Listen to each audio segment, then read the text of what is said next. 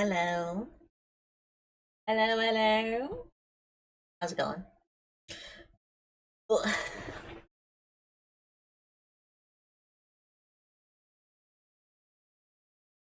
it going? How's it going?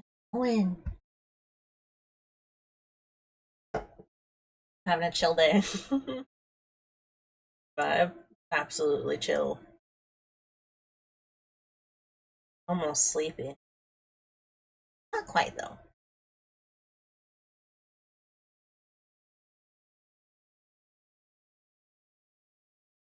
The plan today, just to draw. Just doodle. Just getting some doodle.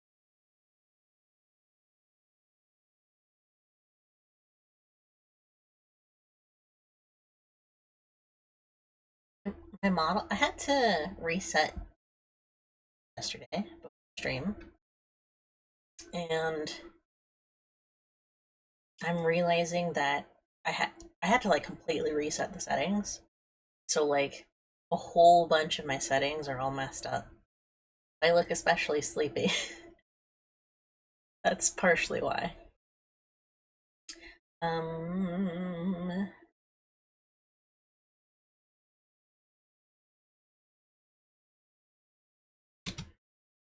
gonna be at least drawing two specific characters, and I'm gonna do a quote unquote self portrait.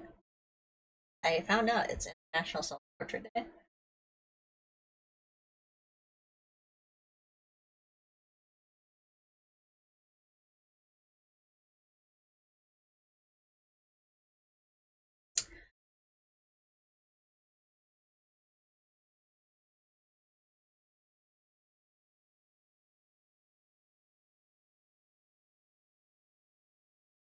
Gonna be gonna be a couple of slice of life anime.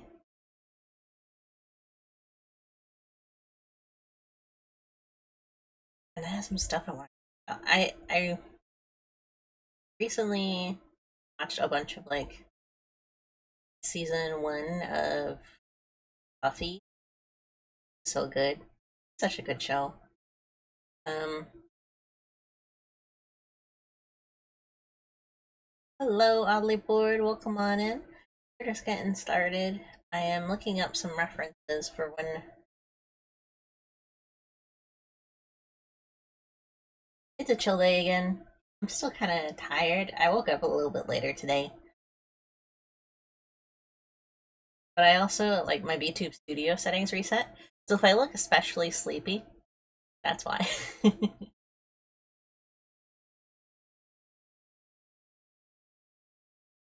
We're gonna be drawing some fan art, slice of life anime. Well, not anime, manga, because I'm going to be making a video at some point. I want to. What is this? It's getting a live action. Sorry, I just found out that one of the manga is getting a live action at some point. What is this? Will broadcast in 2022? Where can I watch it? Can I watch? February 2022? Where can I watch it? Oh, it looks so good too. They're so cute. Figure that out at some point. Gosh, wow. Um, the video is going to be about slice of life manga and anime, kind of in a general sense, and be like, why why do we like slice of life stuff? Why do I like slice of life stuff? Why is it why is it so like good? I haven't like nailed down all of the topics and stuff. What I want to say, I just know that Sweat and Soap, that's the name of the manga, and Dress Up Darling are the two that I kind of wanted to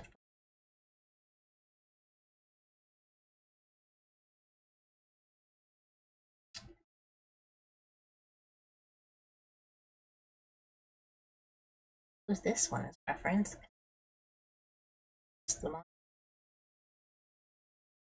Also, with a title like Sweat and Soap, you expect it to be really like,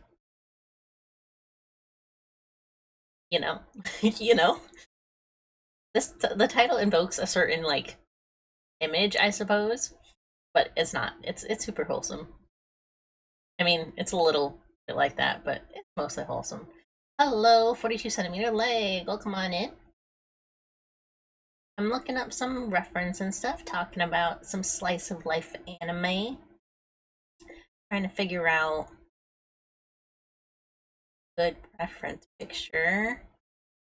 I'm gonna be doodling some fan art. It's gonna be a pretty chill day overall.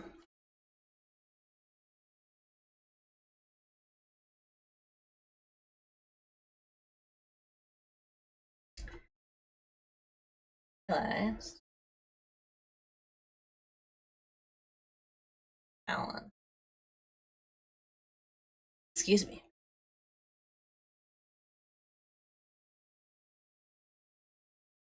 Should be a little there.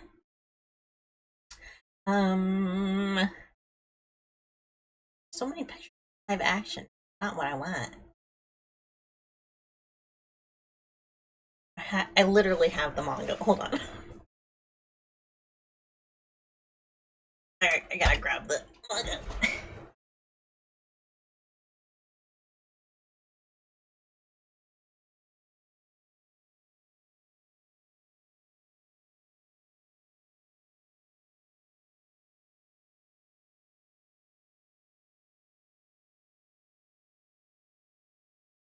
I got him. Got him. I know. Oh. Okay.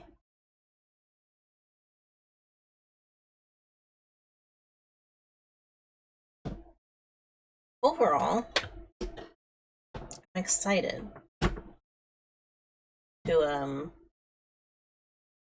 doodle. I don't know if I suppose I did draw Matara. That was kind of a I don't know if I've like properly from warm up to finished drawing non-colored, I mean, done a doodle session on stream yet. This will be interesting. Let me get this soda off of my desk. Hold on.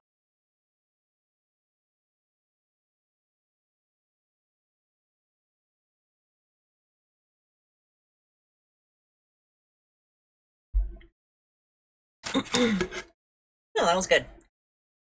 Excuse me. Come here, bringing my mic a little closer. A little closer. A little closer now. I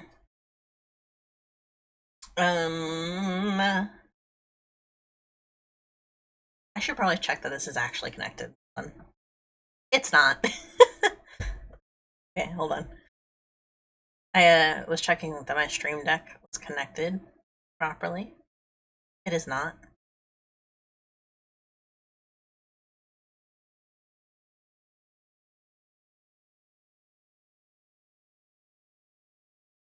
I am live. Okay. Yeah, that works. Okay. Excellent. So it has to have like a description on it. Okay. I'm not keeping that open the whole time. Alright, so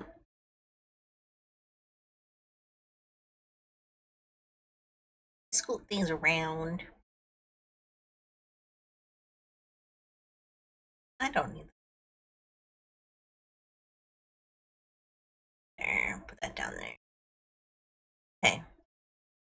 I want to get straight into drawing. I'm not ready yet. What was I saying before? Oh, I was watching the first season of Buffy the Vampire Slayer. It is cheesy.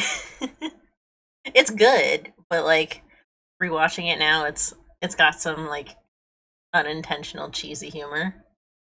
I think because it's become kind of a trope in and of itself. Like there's some like moments that feel very tropey in other media at this point, but were like really good for that time, you know? Watching it, I also felt like I get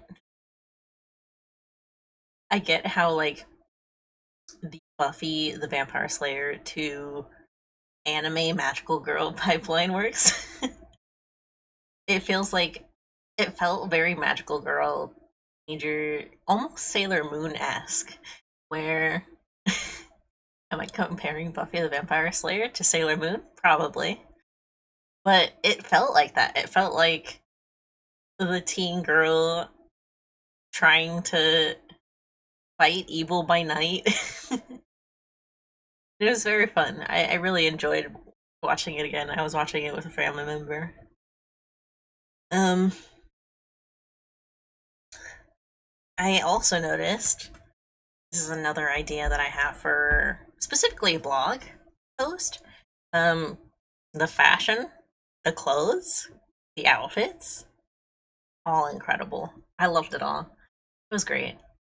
I'm thinking because I also really liked the One Piece live action outfits, and I'm gonna be getting that new dress up game. What is it? Fashion Dreamer? Something like that. Dress up Dreamer? I don't know. I can't remember. It comes out in like 2 days. But I pre-ordered it, and I'm excited for that. Because it looks like it's gonna have really interesting fashion stuff in it. And fashion is like one of those secret interests that I have, aside from like historical art and stuff like that, I guess. My eyes keep drooping down. Hold on. Let me recalibrate. Um, but it's one of those things that I noticed and I was like, oh, I really like that. I'm really interested to like understand more about what is going on and why this art or this fashion is so appealing to me. To set all of my settings? What's going on here? That help? That help? Not really. I think I have to change my actual in tracking settings. I really, really, really enjoyed the way that um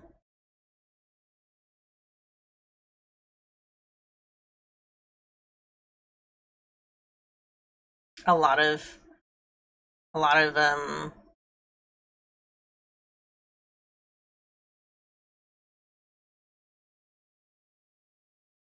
oh, that worked. How did I do that? That's not correct.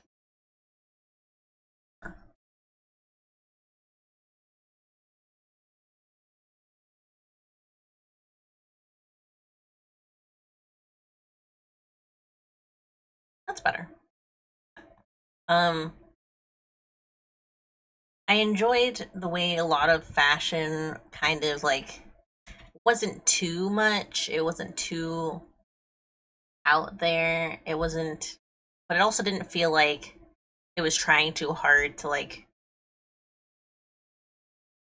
trade the characters a certain way in both Buffy and One Piece.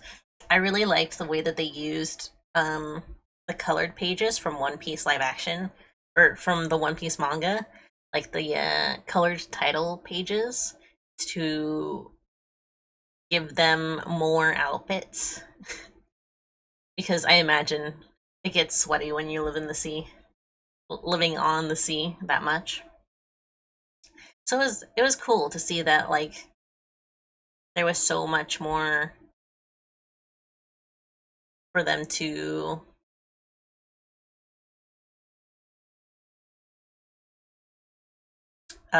do with clothes. that they might not have done otherwise, you know?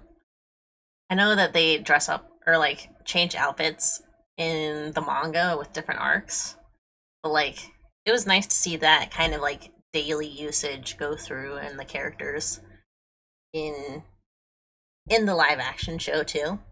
I thought that was really nice. It was a nice touch that like made them feel more real, I guess.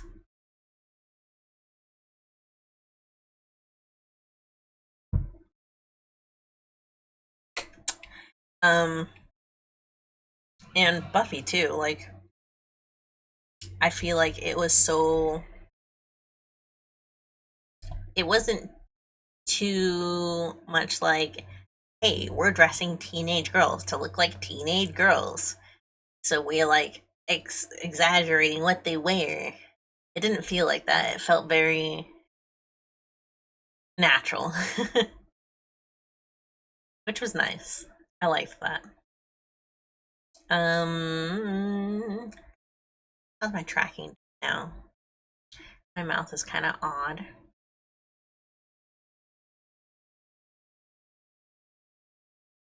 I think that's more a matter of my.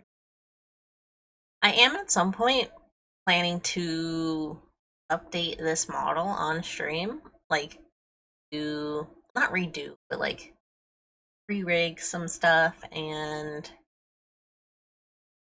update some of the shading art. This was like my first clean model. My last one before this was still kind of incorrect, but this one was like, this is my official look, obviously, but it was very. It ended up getting not as much care or depth, I guess, because I was afraid of messing it up. So I would like to retry a little bit. That probably means we're just gonna like redo the art specifically, and then I will probably just open up program live 2D. I definitely didn't forget what it was called. I definitely remembered. We're probably gonna like do some live 2D rigging on stream and all that. Also because I have another model that I want to make. It's more lore based, I guess you could say. But I also just want to like try animating some stuff on stream, you know? I want to do more. I want to do more. Try things out.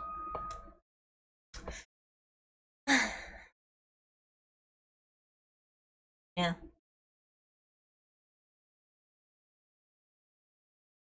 Sorry, I thought something was loading on my stream deck, but it's not. Okay.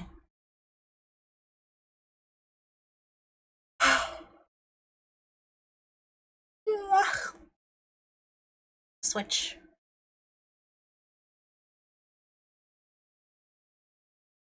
Screen and get drawn. Excuse me. Oh my god. I just ate a little bit ago. Had Five Guys. It was very good. And it was the regular bacon cheeseburger, which is greasy. So if I burp a bit, I apologize. I also drink a soda, so.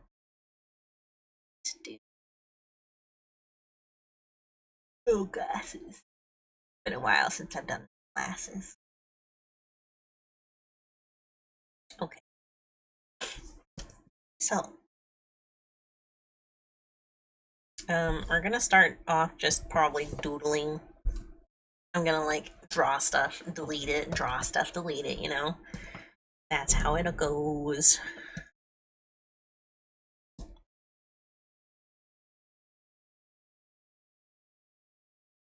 And then I'll figure out actual drawing concept for what I want.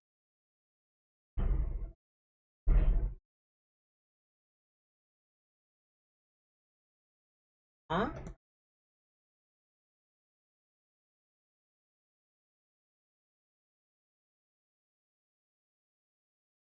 I'm doing Marin first because she's probably going to be the easiest to draw, honestly.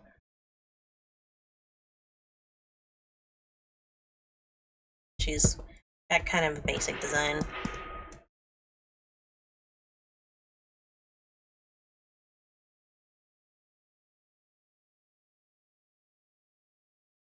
Get the head.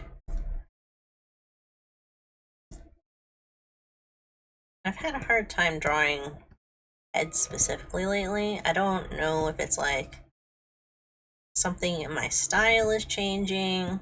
Heads and eyes, I have not liked how I've been drawing them lately. I don't dislike it, but there's something in them that I don't like. I'm worried that it's partially because I'm in Clip Studio, which I'm still not really used to yet. But I can't, it doesn't feel like that's the case because I've been like occasionally opening Paint Tool Sai as well and like trying to draw in it, but it just doesn't work, you know. So I'm thinking it's probably something in my style itself that's changing. I'm Marin, not myself.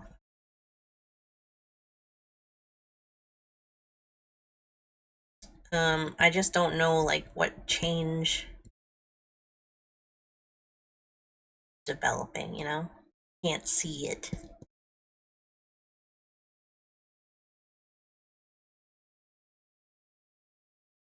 At some point I wanna like I'm currently planning a bunch of like streams to the end of the year and blog posts. And it just kind of occurred to me that like I'm very worried about talking about things that I enjoy because I'm not sure how to convey it, you know? I'm not sure how to like talk about the finer details of, oh, I really like the way this show did this thing because I've seen that before and it hasn't worked like it did there or something like that. Which sounds like a story thing, but it's more of a technical thing. It's more of like the actual techniques of the show that I'm talking about in that case. Like, everyone's very into Mappa productions lately, which isn't necessarily like a bad thing. Mappa's very good. They have a lot of good animators. They just, you know, have their problems as a production. Um,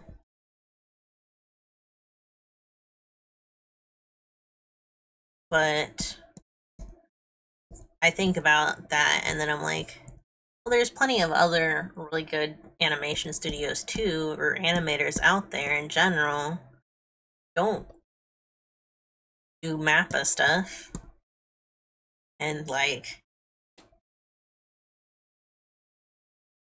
have good schedules and all that, but they don't get the same level of recognition, I guess. They just don't like, because they don't do it the same really big way, it doesn't get noticed as much, you know? It's hard to explain. When you're talking about like techniques in art or like the way something is animated, people can tend to think that it's like about the way it looks, but usually it's more so like the way it's done.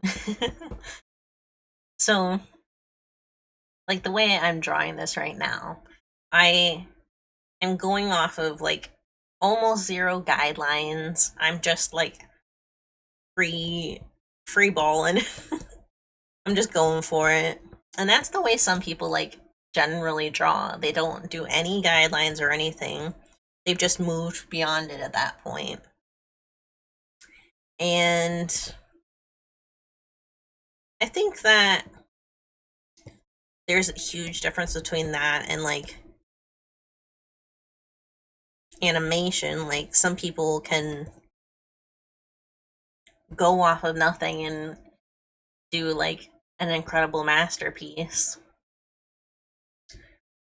And then sometimes you need the extra time to plan. You need the time to like get your guidelines down and all that. And I think it's interesting to see the sort of way that different animation companies especially approach that kind of change or that kind of like development in their processes or productions. Because I remember one clip a really long time ago at this point, of the early production of the first Little Witch Academia OVA, where the animation director was like talking to one of his animators, and like he the animator just couldn't figure it out figure out how to like do it. He just like couldn't get the scene to work. He couldn't draw it. He couldn't lay it down. You know? There was something like in the way he was trying to draw it that just didn't quite work the way he wanted it to. That's always the worst. Like when you have like this idea where you know what someone's trying to tell you to draw, but like you just can't reach that little bit that's there. There's something in it that just doesn't work. And in that clip, they end up saying like the animation director does it himself, and the guy's just like so broken over it. And I was like, damn. It was like, it's so hard to put into words, that feeling of like feeling like you were, it's hard to explain. It's really hard to explain. I can't even like put into words what he was feeling, but like I know the feeling, you know? It's weird. I don't even know how I got here.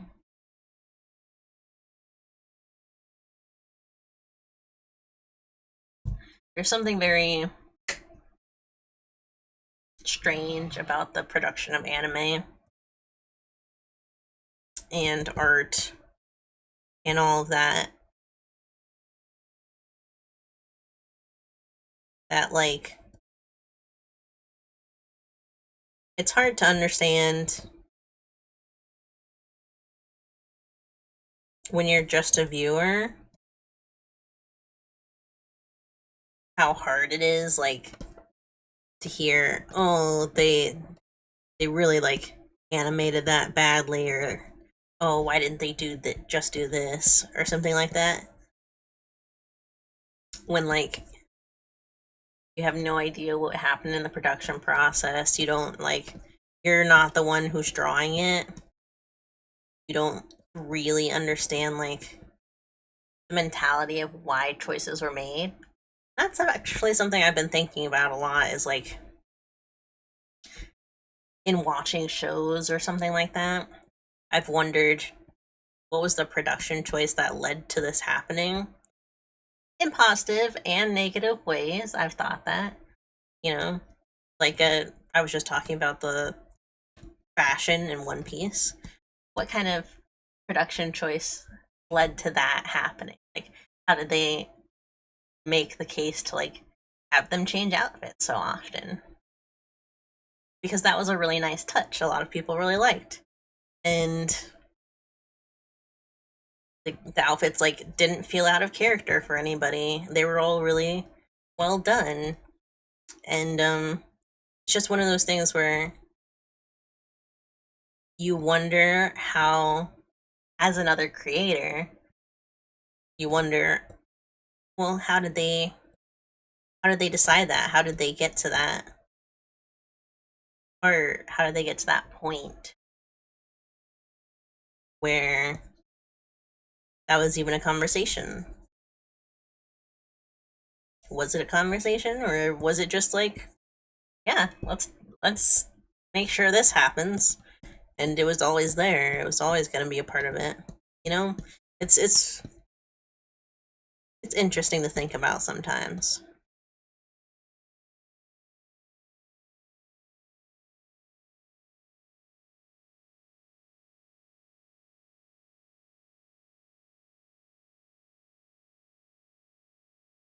There's some construction stuff happening behind my house. I apologize if you hear it at any point.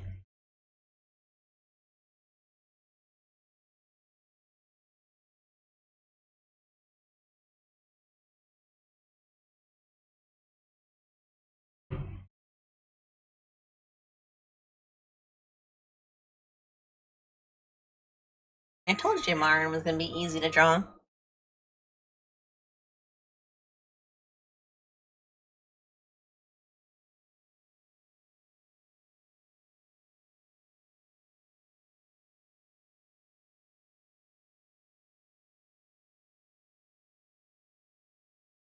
You know, a lot of, watched a lot of, I read a lot of Dressup Darling before anime was even announced.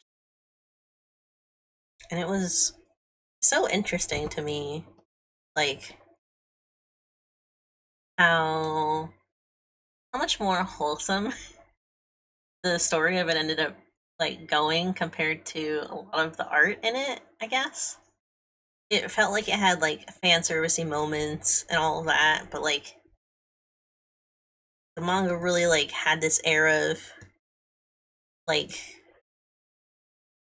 a slice of life romance. It had a much more chill atmosphere than I expected it to. Um, when I initially started reading it, I saw a lot of the pictures. I think the cover at the time was the Made one, the second cover. Um, and it was so silly.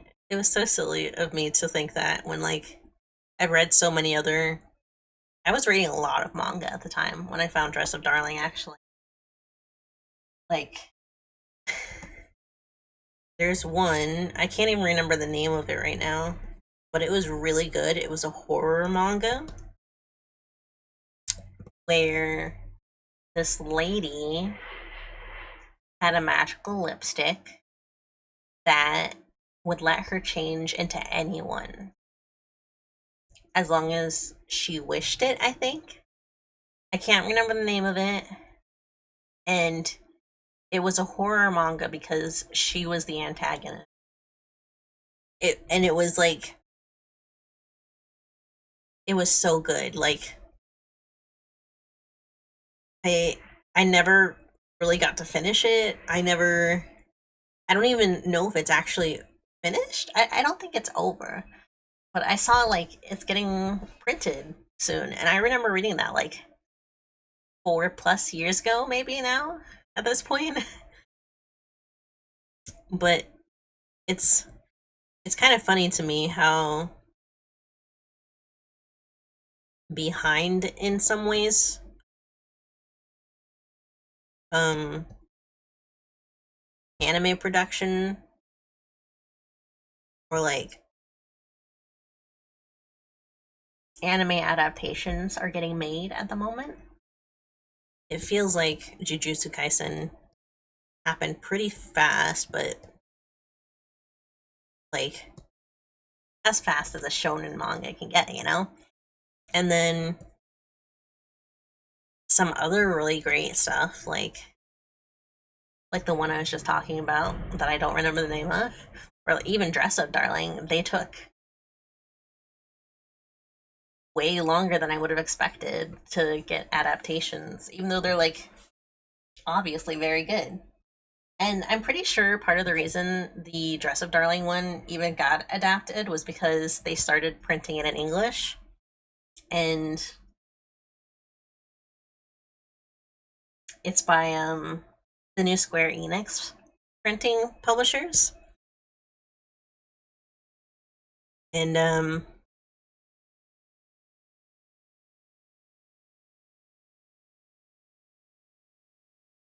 I'm sure that like helped to boost it a lot, you know. I'm pretty sure it's one of the first runs of the Square Enix production publisher. Maybe I could be wrong about that. It's been a while. It's been a while. And I think it's actually one of the first Square Enix publisher manga that I have, actually. Think. I think about it for a sec.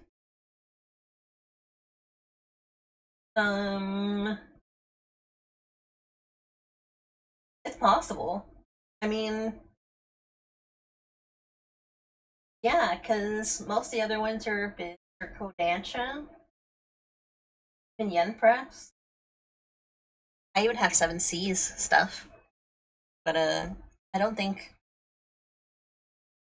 I've seen very many actual Square Enix manga. I think a lot of them are also like they're the taller prints, so they're a bit more on the expensive side, but they're also like specific. They're like really specific genres. It's hard to explain. Whereas like Kodansha and Viz, like they get the shonens, you know. Shonen Sunday is, I believe, a Kodansha, and that's like Magi the Labyrinth of Magic. That's the only one that I could think of. But also like I think Kodansha also gets Fairy Tail and pretty much all of the Mashima manga, the Hiro Mashima mangas that he's done. Um, whereas Viz and Shonen Jump, um, obviously get Shueisha manga, like Shonen Jump. It's been far too long since I last read a manga. It's it's changed a lot, I think, especially over the last maybe 2 years. There's so many more publishers now than there used to be. Even Tokyo Pop came back. I mean, that's not a good thing necessarily, but you know. Um, but it's so much harder now, actually, to read manga. I feel like it kind of sucks to say, but a lot of scanlation sites really brought interesting manga up to par with like shonen series. Like I don't think I would have heard of Dressup Darling without the scanlation site that I was using at the time. I can't even remember the name of it, but I don't think I would have heard of Dressup Darling without it, or even that horror manga I was talking about, or even like one of my new favorite series, Innocent Rouge by Shinichi Sakamoto, which in the last year or two, maybe it was 3 years ago at this time, um, got like a musical adaptation in Japan, and that was like really surprising. But that manga that I'm talking about, Innocent, is finally getting printed here in the West after it's been over for 3+ years now. But I wouldn't have even heard of that without scanlation sites, and I think a lot of major publishers just don't realize like how much people enjoy reading manga sometimes. They don't realize like it doesn't have to be a curated popular, like people are more understanding of the fact that like there's so many more genres in manga at this point in anime that they could license anything and someone will read it, you know? But there's been a lot more josei manga, which is like older women kind of. It's like um the manga that I'm gonna draw, the other manga that I'm gonna draw today, Sweat and Soap. That's technically a josei. It's like something leaning towards slice of life, but also a mature woman kind of demographic that it leans towards. It has mature themes, but it's still like it's like an older shoujo essentially. I think it's in Japan meant more for like a teen audience, maybe, but it has more of like a older an older like woman demographic than that, you know? The same way that like shonen is technically a kid's a young boy's manga, but it's more teen and like general demographic than it seems. Um but I've seen a lot of josei getting adapted or published in the West in the last couple of years, which I think is going to probably change some of the manga reader tastes at some point. There's going to be maybe not as much focus on adapting shonen manga and maybe a bit more in the we're already kind of seeing it where like a lot of slice of life and like romance manga are getting adapted, but I feel like it'll probably mean that a few more mature manga will get adapted as well, even if they have to like drop some of the mature scenes.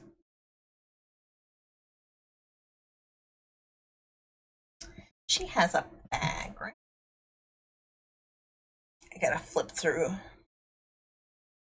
She's got one of those school bags, you know, ones that all the high schoolers got.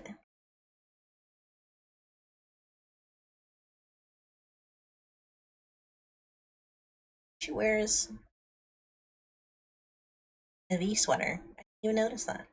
Oh, she's wearing a vest because it's winter. I see. Oh, she ties it in the front. I didn't know that.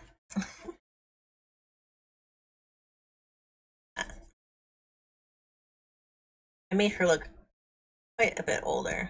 Well, not quite a bit, but a decent amount older. So I'll have to try and do a bit of a younger one at some point here.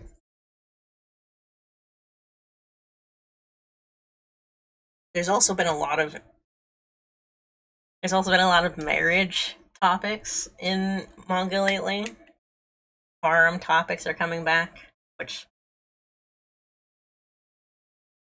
I'm not excited about, but like I'm not upset about, you know? Because I have watched a harem or two in my time. Oh my gosh, I was watching a clip of Coefficient, and I think he was playing that cop simulator game with Mika from Niji Sanji ID, and he talked about Sekai no Quasar, I think it's called, and he like brain blasted my brain.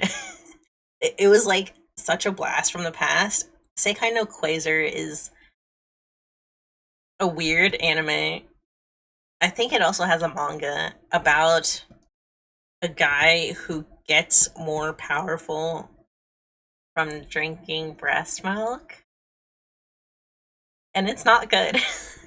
I mean, it's cool. It has great animation, but it's not great. It's not a good story. It's not like it's weird. It's weird. But it's animated really nicely, which is really sad cuz it's it's such a weird topic. From the UK perspective, for many years, manga was impossible to buy, and a lot of it was technically considered illegal, especially anything that had much violence or fan service. You know, that's fair. I think with the popularity of like what's it called? My Hero Academia, I think when that started getting popular, like in its early days, that really changed the idea of anime, like in general again. I think there was like a point in like the 2000s where a lot of people were getting more comfortable with anime, but especially in the last 9 or 10 years. Oh my god, I can't believe I said that. 9 or 10 years. um, Probably around like 2015 or 14, a lot more people came chiller about manga, and that in in like turn became chiller with anime. No, I have that the other way around. More anime became popular, which made people like chiller with it, and that in turn made manga a bit more like lenient in some ways. But that happened even like in the 2000s where like people were like going crazy over some of the stuff that was in manga. Ugh. I remember getting the first manga that I ever got was Air Gear, still one of my favorites. Um, and I I remember like opening the first volume and reading a few pages, and then like I got it because it convinced me, you know, it was cool. And then I got home and read all of it, and I was like, whoa, whoa, should I be reading this? Because there was a lot of fan service in it, and it wasn't like it didn't hide the fact that it was fan service. It was very like overt fan service. And that's just the way Oh Great works, the creator of Air Gear. And I sort of it sort of made me realize like, oh, just because I enjoy these manga or anime doesn't mean that all of them are like for kids or something like that.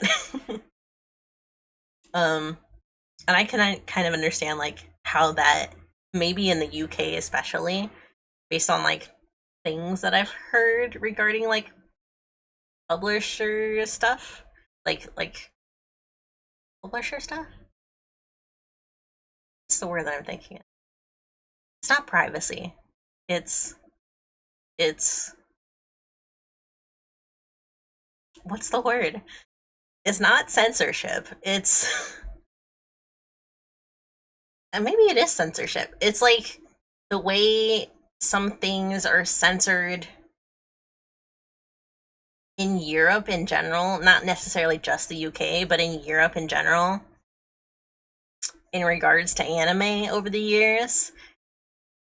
would make me understand that, like, manga especially, where there's like, it's the direct drawings and like it's not always censored. It's usually like more lenient than anime is about showing stuff. Makes me understand. Makes me understand that like a lot of manga could probably get you in trouble in general.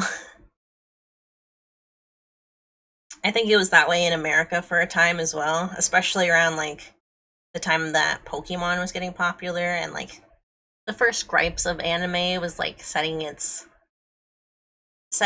into the community. A lot of people were probably like, "Oh, well, you shouldn't be reading this. It has drug use in it," and it's just like a cigarette.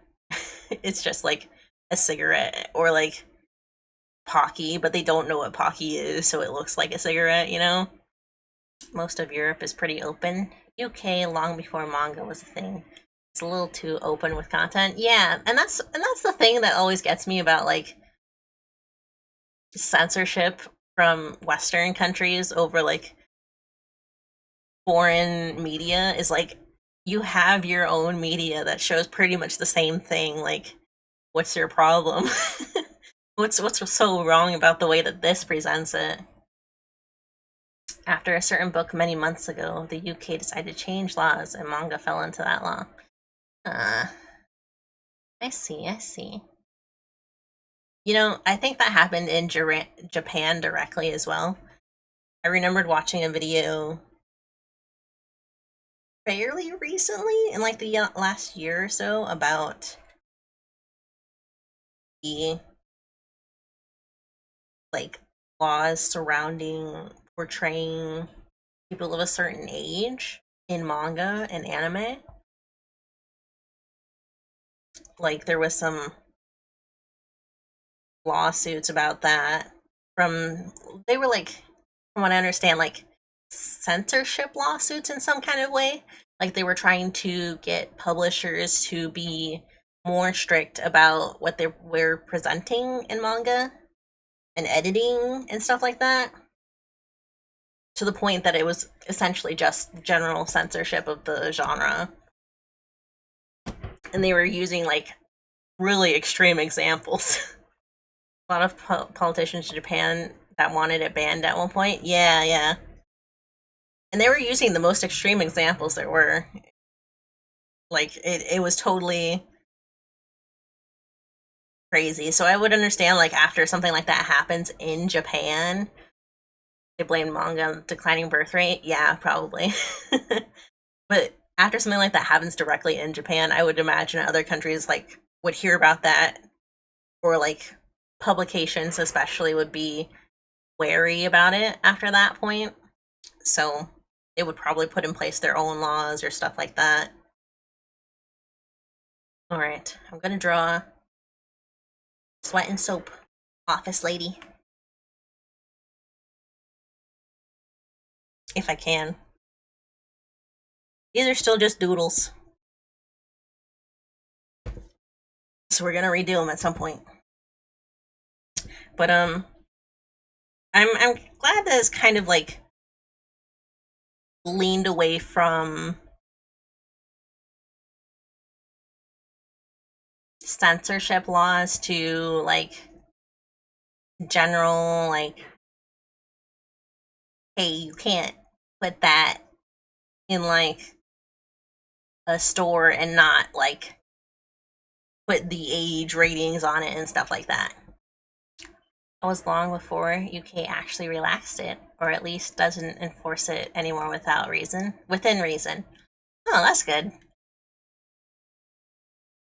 I feel like the US has gotten more interested in getting like adult manga now as well. I say adult, but I just mean like generally mature. Like Sweat and Soap, I have said, is mature, but it's also like the most wholesome thing I've read in 4 or 5 years at this point. I said what it's about yet. It's about an office lady who works at Lilla Drop. It's a soap company, and she really likes their soaps. she has a very bad perspiration problem. Like, she sweats and she doesn't really understand why. But she really likes the Lila Drop stuff because it helps her get through it and all that. And this is gonna sound crazy. She meets a coworker who really likes her scent. He really likes her scent. But I swear to you, after that first concept, it gets so wholesome. Like, they get into the most like sweet relationship ever, and it's just wonderful. It's just wonderful. It's kind of like an office romance. They're in different departments. He's in like the design, the wholesome creeper. Yes, yes. it's much it's much less creepy after like after you kind of like read it a little bit. He's like a totally normal guy aside from his weird like scent fetish, so to speak. But it's a very nice manga. From what I understand, it ended sometime in the last year or so. I just found out, obviously, that there's a live action of it. I kind of want to watch that, but I'm not really sure that I do. But the main character, she's very cute. She has a brother. She has a mom and a dad. She's not like an abandoned anime protagonist, you know? Um, it's very nice. It's just about them growing their relationship. I'm pretty sure they get married at the end because I've seen cover art of the final volume where like she's in a wedding dress and he's in a suit. It's very cute. I haven't gotten that far yet, but I know that happens. But it's great. And the premise, once you get past the little weirdness of it, it's very cute. But I would imagine like I think when if I don't get these online, usually at bookstore, they're wrapped in saran wrap. Like even Dressup Darling was wrapped in saran wrap. I remember that one specifically because over a certain age rating, I think it's the 15 plus. Hold on. Oh my gosh, Sweat and Soap has a lower age rating than Dressup Darling. Wow, that's crazy. The 16 plus is when they wrap in saran wrap, I think. Um, and that's like so people aren't just opening the mature content ones like willy nilly in the shop. Um, and they started doing that like maybe 2 or 3 years ago. I think they always did it for mature stuff. But I only really saw mature manga in like the bookstore in the last 5 years. So I think a lot of stuff is like becoming more open to the fact that it's a general medium and there's a lot of different genres within it. It's not just all one conglomerate.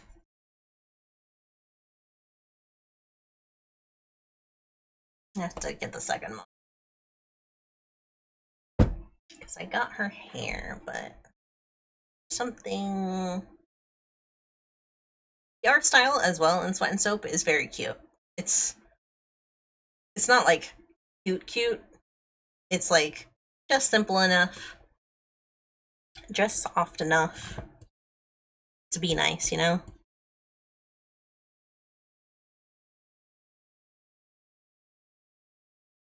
Eh.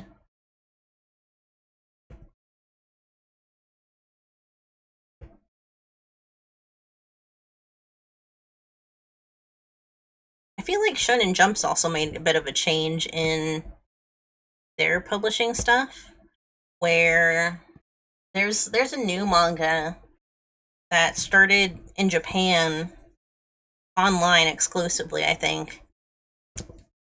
Let me see if I can find it real quick. But it's about these fixers in like a smaller part of a Japanese town. Gokurakugai. There's 12 chapters out right now, but I think the manga itself started like 2 or so years ago. I was following the artist on Twitter. What happened? Why is my brush so big? There we go.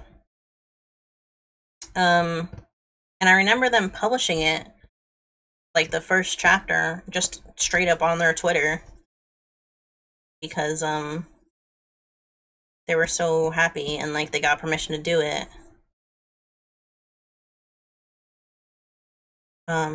But it got picked up by Shonen Jump. And it doesn't really feel like a Shonen Jump kind of title, but it's on there. I suppose saying that neither is Chainsaw Man, very much of a classically Shonen Jump title, but you know, I think the times are changing just enough that like we're getting back into the edgy stuff. The stuff with just a little bit of edge. Unique styles. That's actually something about the Chainsaw Man anime that I was kind of disappointed with, was that it ended up looking so clean. I wish it was a little more gritty. Like some of the Sakuga is really good. It has that kind of grittiness to it. But what I really enjoyed about the way the manga looked was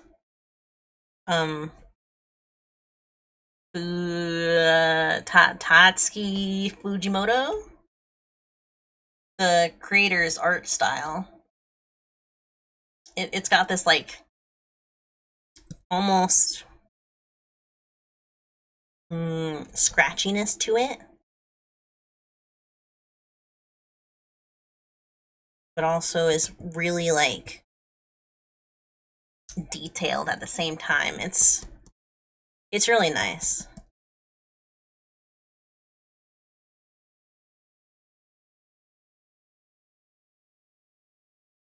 And I wish some of that had carried over into the anime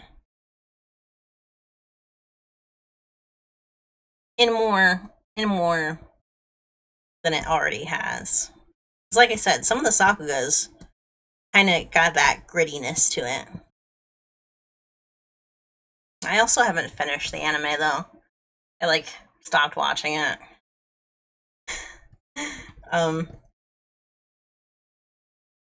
I've been really dropping off on anime lately. I've been slowly getting back into reading manga because it's like much more accessible for me. I have the Viz app here in the US. I don't know if it's the international one.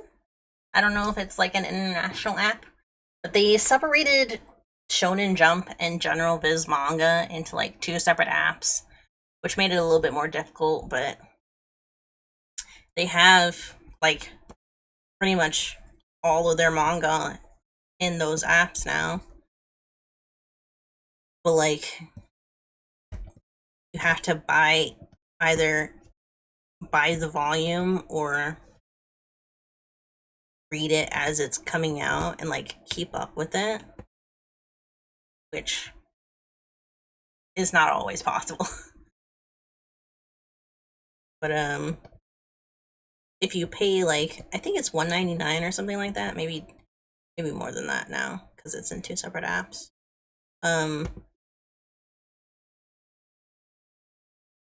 Get like all of the Shonen Jump titles, but like they also have Shoujo Beat titles, which I would really love to be able to read. I saw that they have Vampire Knight, and I know it's so bad. I know it's like it's so weird. It's creepy at this point, but I just want to know how it ended. It's one of those things where like after a certain point in watching the anime, I couldn't do it anymore because there was some incest stuff. It was gross. And at the same time, I heard that like the the second character that she was into that was not her brother like had something happen to him, and I'm like, I want to know what it was. I want to know what happened. But I don't know if it's worth it. Alright, I gotta start this one over. This is not looking correct.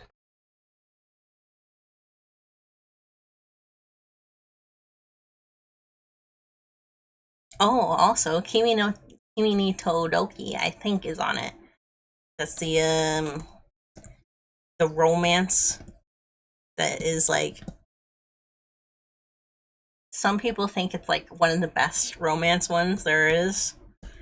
It's one of those teen romances. It started a really long time ago.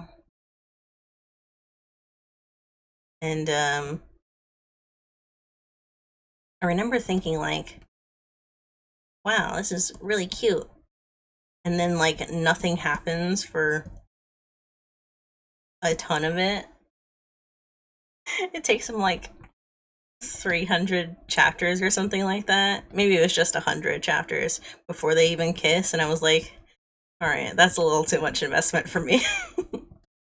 I don't read romances very often, but like, when they're a really good one, I will read them. I was reading Horimiya before the anime came out because I had originally read the webcomic version of it. They were before the manga, before the anime, before the manga. There was a webcomic that was like a really simple styled, like 4 page or 4 panel comic of it. That was really cute. It was really adorable. And it was essentially the same premise. I think it went slightly different. Slightly different. Because it was back in, like, it ended in, like, 2014. And I remember thinking, wow, I haven't read, like, a good romance like this in a really long time. And, I thought the same about a manga when I started reading it. And then it just kind of slowed down a little too much. I feel like the anime has done similarly. Like, I was enjoying the episodes in the beginning, and then, like, I think something about knowing how much it slowed down, like, stops me from continuing it. Hold on, I gotta turn on my fan. It's getting kind of hot.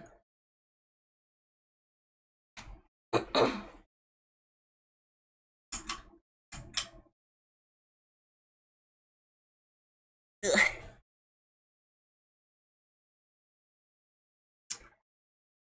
Saying Mia. Something about knowing the way the manga went, knowing how much it slowed down, stopped me from watching the rest of the anime.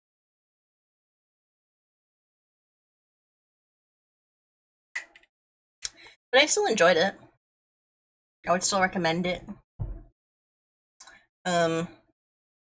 I think it's way easier sometimes to read manga than it is to watch anime. Again, because I have the app. But also, like, it's way easier to breeze through, like, 50 chapters of something rather than read or watch, like, 10 or 15 episodes even. Which is, kind of sad in some ways. I feel like if I was able to consume more anime specifically, I would be way more like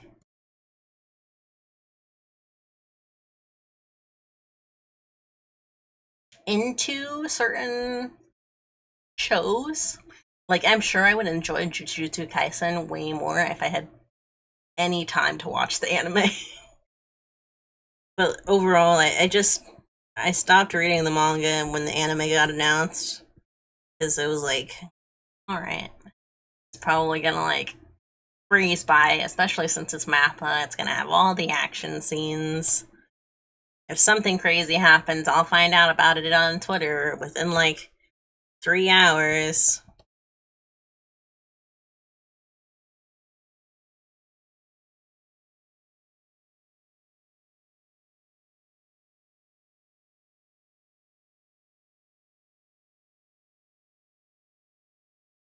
But with manga, unless it's One Piece, you have a little bit of breathing room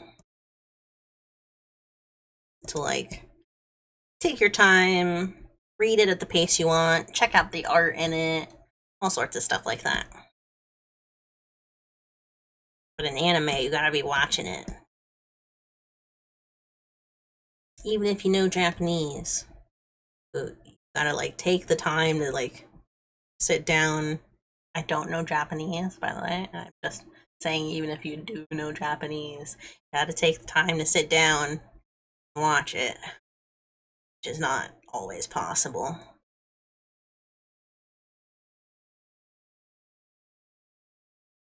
Alright, this is not turning out good. I don't like it. Marin was so easy to draw. What the heck? I can't draw one office lady?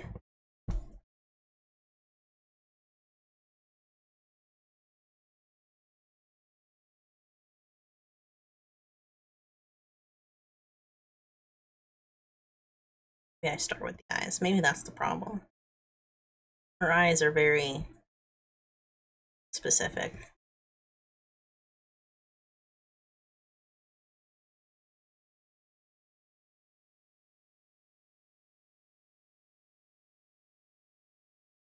Might work.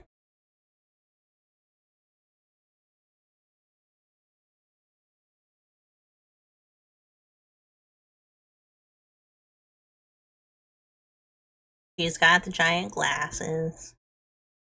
I mean, they're not giant, but like, they're big.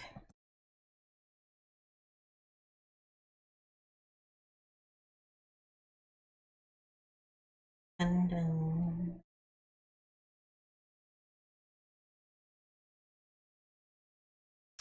what's the next in BGM? Oh, we still got a while to go. My God, it's only been an hour and 15 minutes. Wow, I feel like it's been longer than that. Let's see. I messed it up. That way. Nope. Nope. That way. There we go. Let's rearrange my playlist.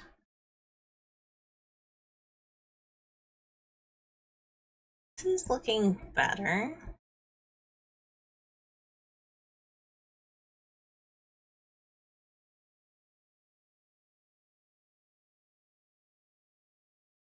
There we go.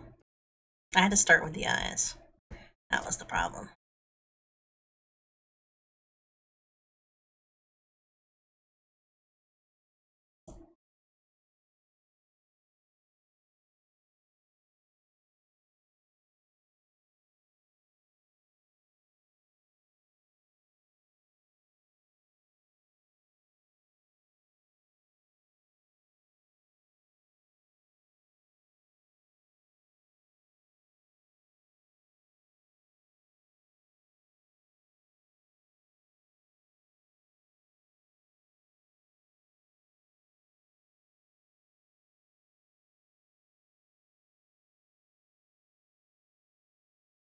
Yeah, that's good.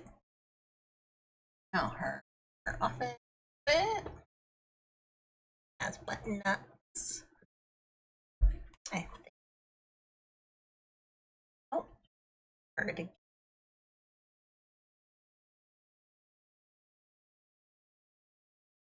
Heard again. Yeah. Did my chat just refresh? Saw something flash on my screen, but I didn't actually see what it was. Okay. Ooh, don't knock anything over, please. God. I don't even have a lot of stuff on my desk. How is that? It's fine. Button up.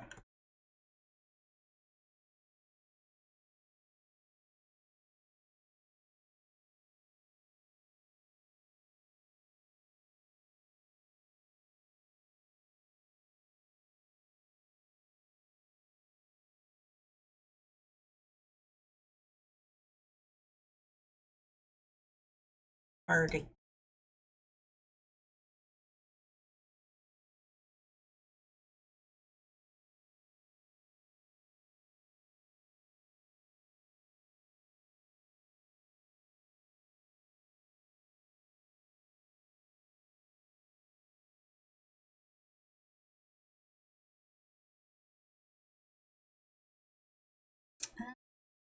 Yes, and then lanyard. Classic office attire. Button up cardigan lanyard.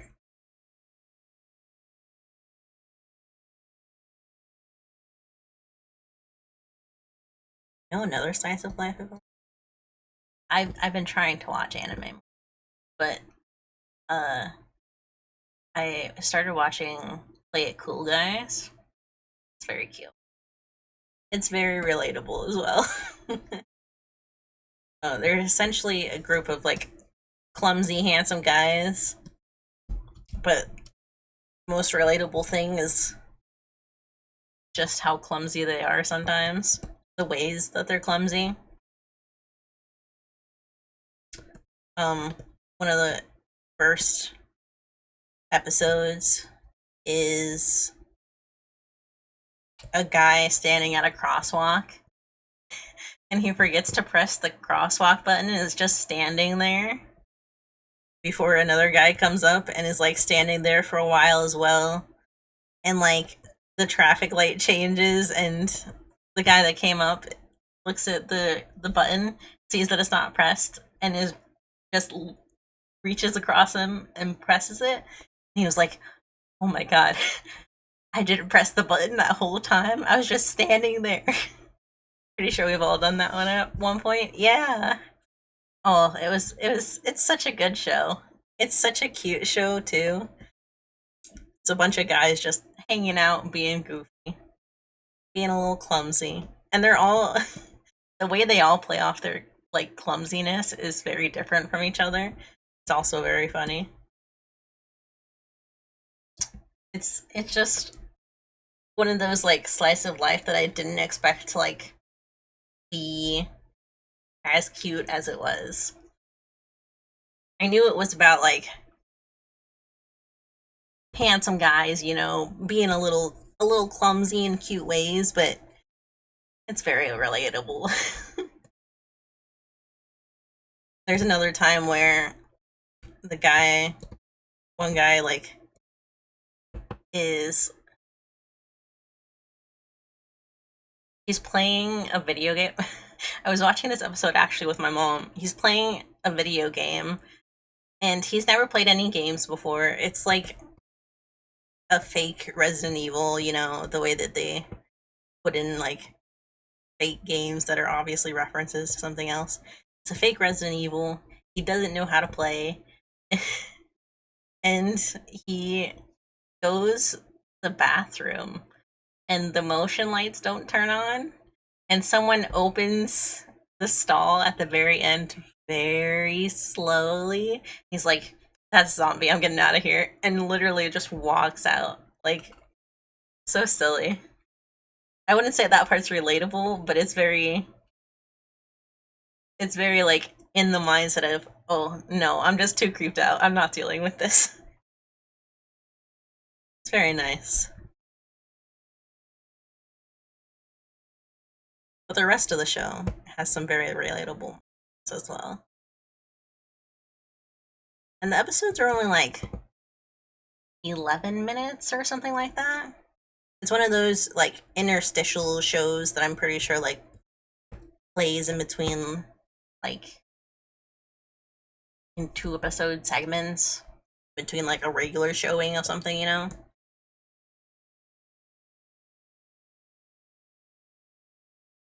That or Japanese like broadcast is way shorter than it seems.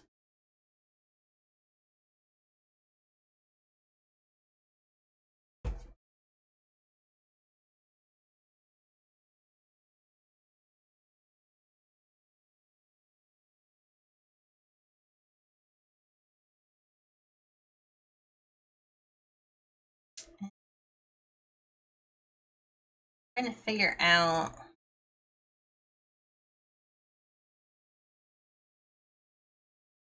drawing here.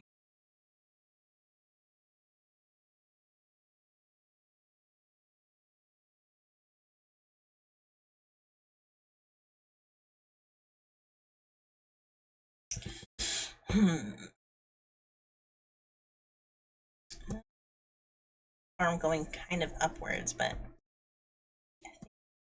down. I might bring it out. Holding something.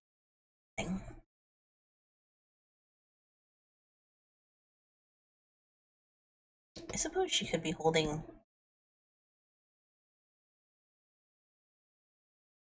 soap.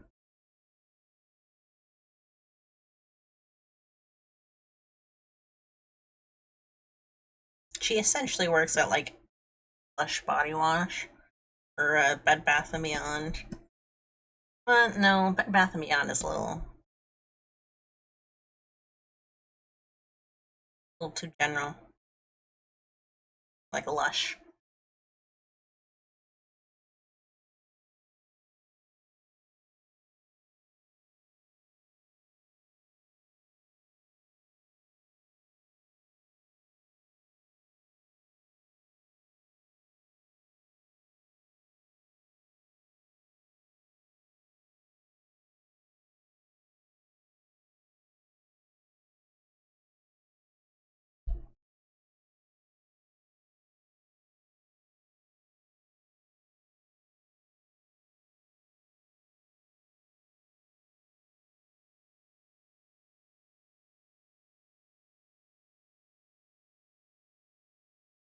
Um, um, um, um, um, um, um, um, um. See.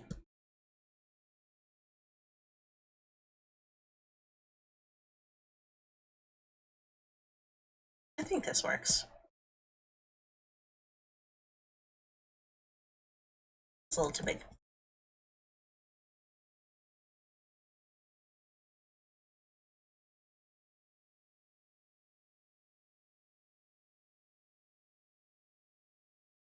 No, it looks like she's gonna drop it.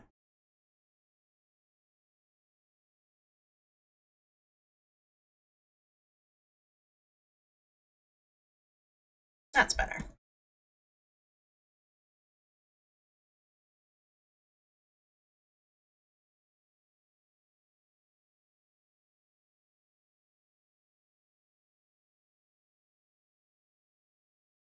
There we go.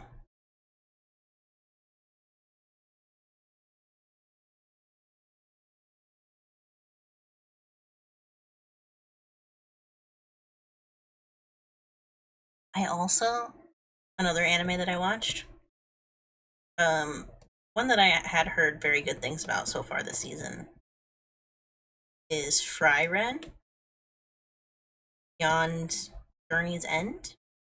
It's about an elf that an elf mage. She helped defeat the Dragon King, that kind of RPG setup. And it's after all of that, like the peaceful era that follows her adventure after that. It's very, very sweet. I really like it.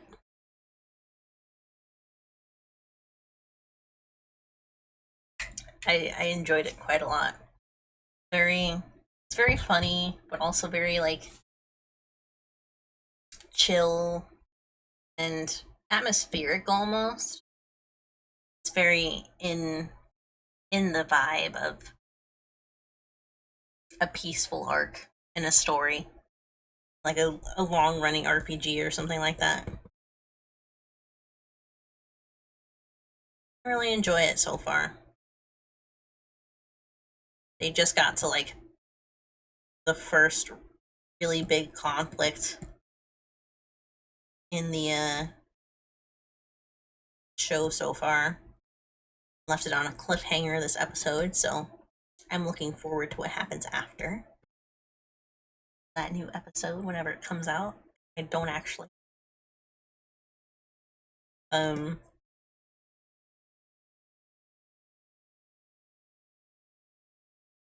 I I was kind of surprised how much I ended up enjoying it. I am usually not super huge on the ones that are really popular, especially the fantasy ones, because I'm not. Even though I like fantasy settings, they never do the stories in a way that is interesting to me. It's either too political or too um isekai like. You know what I mean? Like there's too much focus on the power of the protagonist or something like that. And I feel like even though this one kind of has started to have that, it doesn't have it in the same way. It's much more about like these characters and their journey in the world, which I kind of like. And that's something I enjoy about fantasy stories is like when they take the time to invest in their greater world.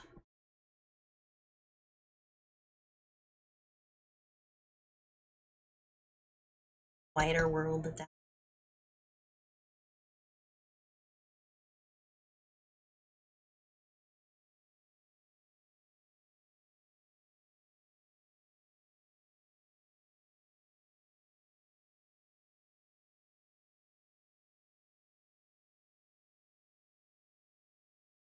I also tried watching a couple episodes of Berserk, the Golden Age arc, because, it's Berserk. Legendary at this point. And, it was good. It goes kind of the way I expected it to so far. Um, but I suppose that's because I have, like, how many odd years of seeing Twitter spoilers or Tumblr spoilers or stuff like that. But it's good. It's about as gory as I expected it to be. And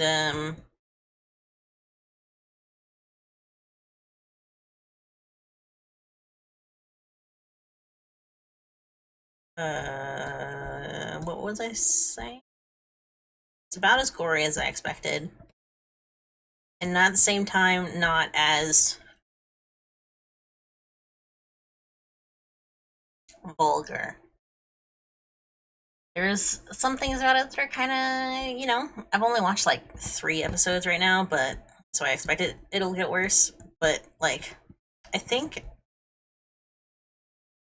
the other manga that I was talking about earlier, Innocent Rouge, Ichi Sakamoto, that one's it's a very heavy one. It's got very similar like mature themes to Berserk in some ways, and it's it doesn't it does not pull its punches, so to speak, on the things that happen. It's set in like the French Revolution,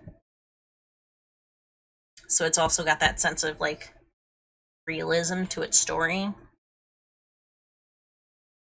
But it's a manga that I really really enjoy nonetheless.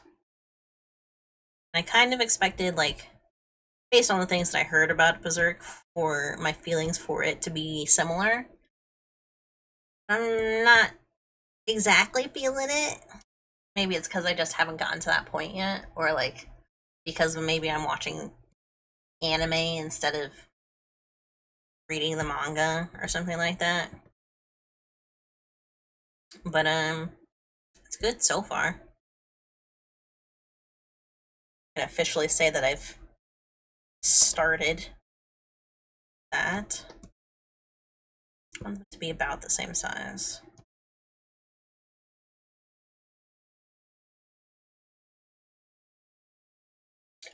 Excuse me. Wow, that was a big one. There we go. Girls.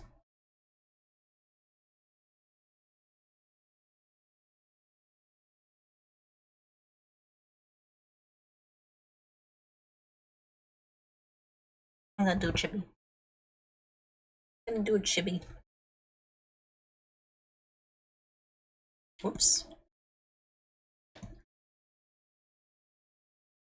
I have not drawn chibis in like forever. I guess that's not entirely true. I did draw my stickers. Here's some little decal, almost Discord-esque stickers. They don't actually fit in Discord. They're not the right size, nor like are they defined nearly well enough to go in Discord. But it's just me. That's not what I wanted. I drew them for my blog stuff, which I guess I've talked about a few times now, but I haven't like gotten into much detail. I am planning on posting them maybe a week at a time on Mondays. Don't know, it'll always be about anime or manga or stuff like that. Like I have one coming up, or I'm planning on making one about food, the food that I eat, because I want to draw some food and include some drawings in the blog post, and just kind of like talk about good food, you know? Like I said, today I ate Five Guys. Maybe like a week or two ago now at this point, I had, what was it called? Oh my god. What was it called? Oh my gosh. I'm like picturing it in my head.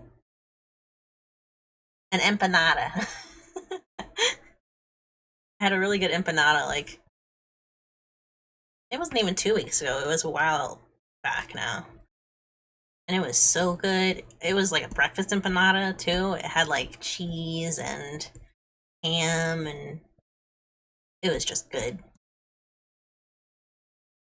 And this is turning into like a Funko Pop. I don't want that. But I occasionally eat really interesting foods that look really good too. So it would give me an excuse to like try drawing some other stuff, and then also get to talk about delicious, delicious food. This is also looking like a Funko Pop. What the heck is going on with my head shapes? It's fine. You know, you know. I'm gonna switch gears. I'm gonna draw myself. It's International Self Portrait Day. I'll draw myself. I think for some reason this was a struggle. For some reason she was such a struggle to draw, and it's taken it out of me.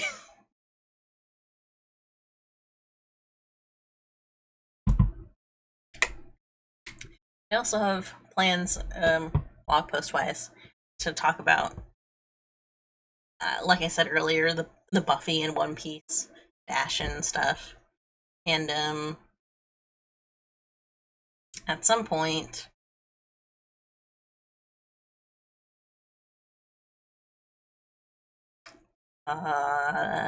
there's something else. I can't remember what it is at the moment.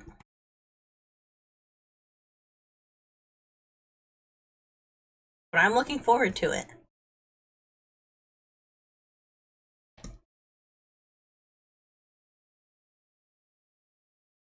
I'm hoping that I'm posting them on Tumblr for free. I tested my very first one about digital art um on Ko-fi on like a paid tier, but it included like images and stuff like that. And then I retried it on Tumblr, and it didn't get like that much more traction. But I did a post about Sugar Apple Fairy Tale. That was an anime that I finished recently. The second season ended, and it was a show I really enjoyed, like the whole way through. It was quite the shoujo,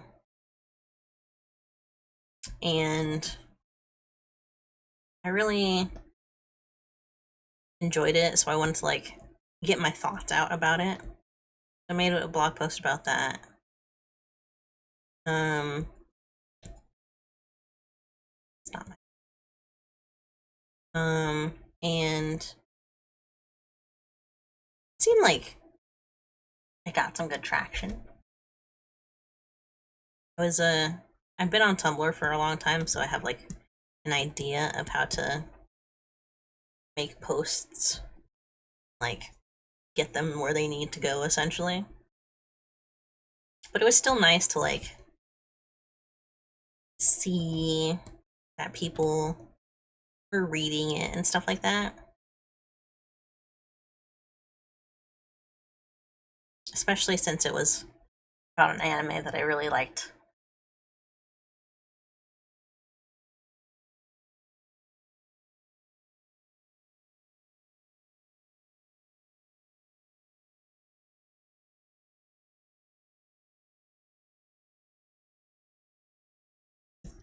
At some point, I'm planning another one also about my favorite artists, because I think I have some I'm really specific about, like Shiro Miwa. They did a manga a really long time ago at this point that I really liked, but they also work on a lot of like freelancing stuff. They did a lot of art for Supercell, the Vocaloid producer. And there's a lot of art that are like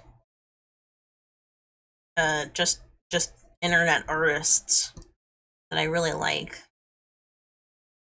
I've wanted to talk about like what it is in other people's art that I really enjoy. Before I became a VTuber, I I just posted about art all the time. I posted my art, I like retweeted other people's art. I'm just a big fan of the whole shebang. I like fan art a lot too. There's some really good fan artists in the VTuber community, like the VTuber fan community. Like there's some good VTuber artists, obviously. Like like there's tons of really good VTuber artists. But there's some fan artists that are just fan artists that are so good, dude. It's hard to explain how good some of them are with like the entirety of everything they draw, but because they do just fan art, it's so much harder to explain like why their art is so interesting to me. Why I like their art so much. It's that thing of like the meme, I don't go here, but I really like this. Even though I do, I follow them obviously for a lot of their fan art because it's what they do. But I also just really like a lot of their styles. Oh man, art's so cool. But also, like the artists for Hololive are part of the reason that I actually found out about Hololive. Ina is my Oshi. But the artist um, for her model, oh my gosh, what's his name? Um, he does a lot of work for Fate Grand Order, which is actually how I found out a lot of the names for artists that I followed for a really long time. Fate Grand Order. Go next. And then Crony obviously is drawn by Wada Argo, who is legendary in the Fate community. Um,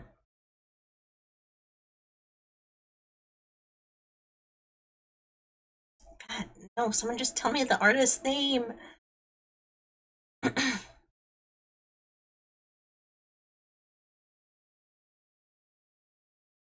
I'm looking for the artist's name now.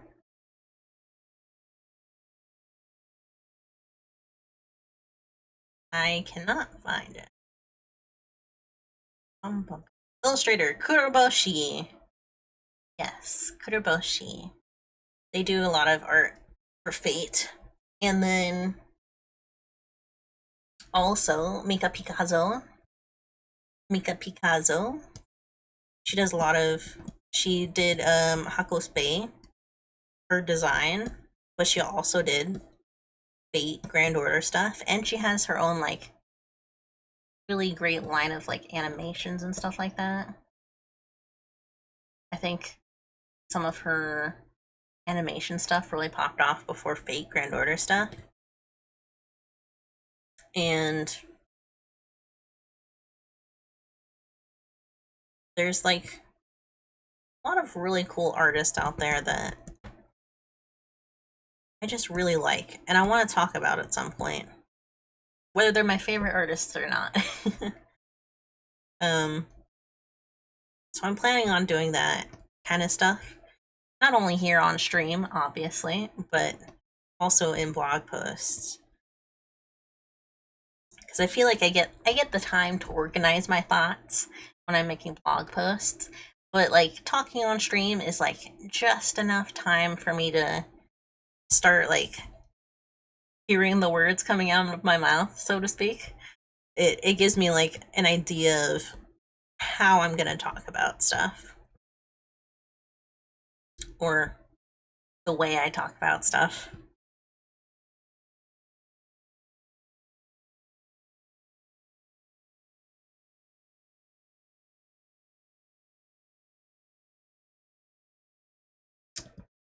Something kind of lore wise that I don't touch my lore pretty much at all. But that's just because like it's not really lore as much as it is introduction or briefing into some of the stuff I talk about. Like when I talk about being an alien archivist, it's because I like to categorize things in my mind about things that I enjoy. So when I'm talking about stuff like anime and all that, and it's not like, and it feels like weird character wise, it's not really. It's like I'm here on Earth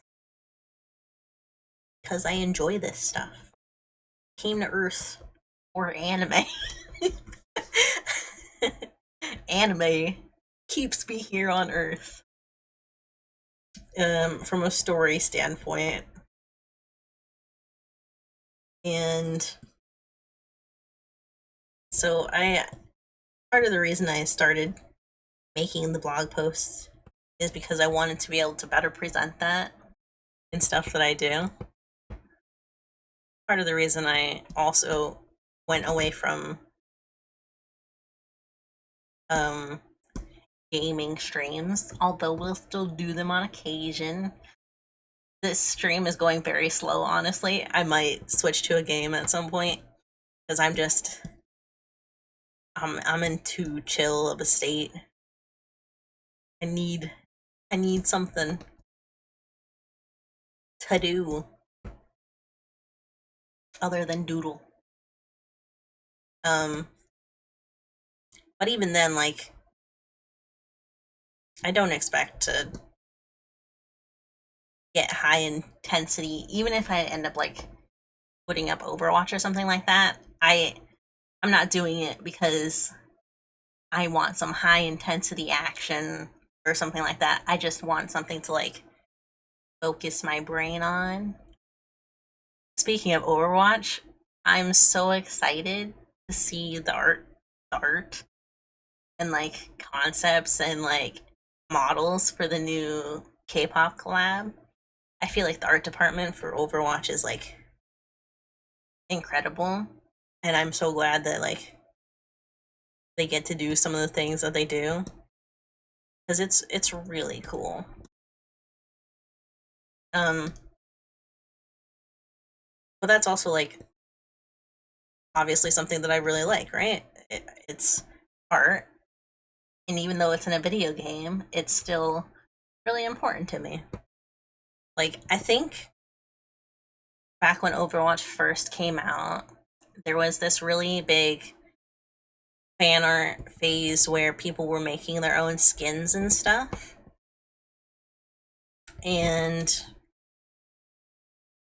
there was, I'm a Symmetra man, so there was some skins that people made for Symmetra that I was like so impressed by.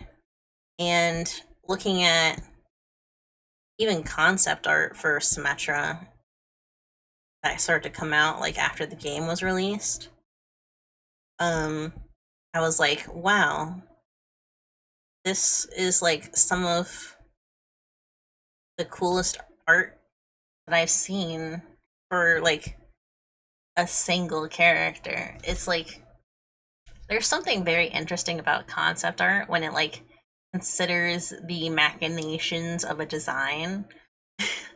That's like a very like big way to say it, but um part of the reason like my my reference sheet, which is on like my website and all of that, is so detailed with like both pictures and text is because I really like the purpose behind things in a design. I like when there's like a purpose to something. Even if it just looks cool, if it has a reason to be there as well, that that means a lot to me. Um the movie Nope by Jordan Peele, when that came out, and then there was a whole bunch of stuff afterwards of all of the concept work that went into the monster for it. I was in awe. I really like that kind of concept work too, where like if they make a monster or something, they like think of the whole ecology and like idea behind it, like how it survives, why it does the things that it does. I feel like stuff like that is really, really, it sets that extra bit of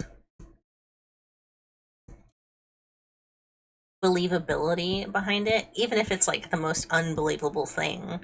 If you put just that little bit of extra time to like consider why you're doing something the way you are, and like creation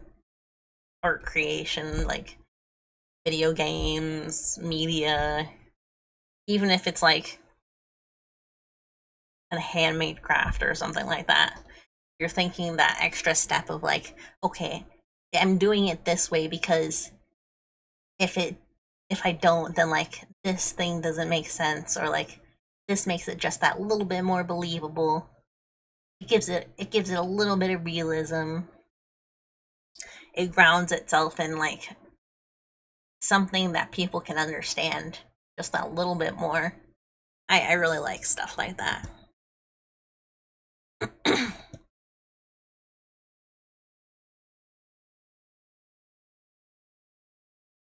This drawing turned out better than I expected it.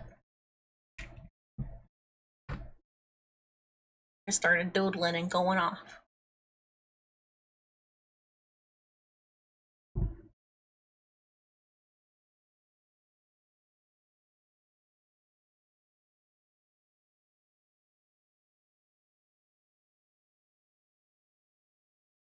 Speaking of which,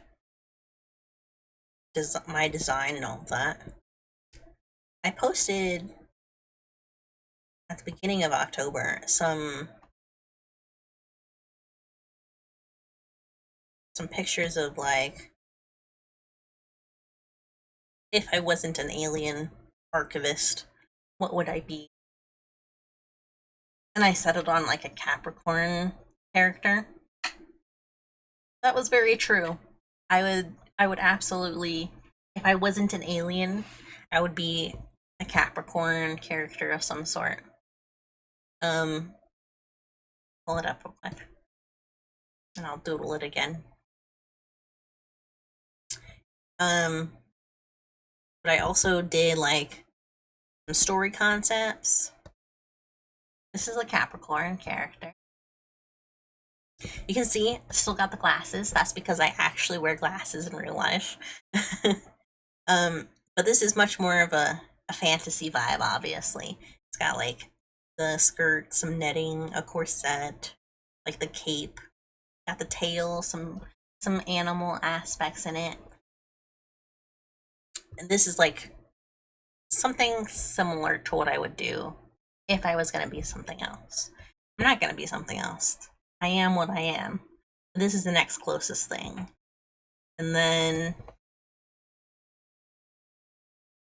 this is like a timeline of my design, lore-wise. This is me back on my home planet. It's obviously very different than what I eventually end up with, right? And that's partially because like this doesn't have any color in it, so it like doesn't feel like the same kind of progression. And then obviously the middle is the most different. That's because I made this model actually. This is Jupiter. I have Jupiter.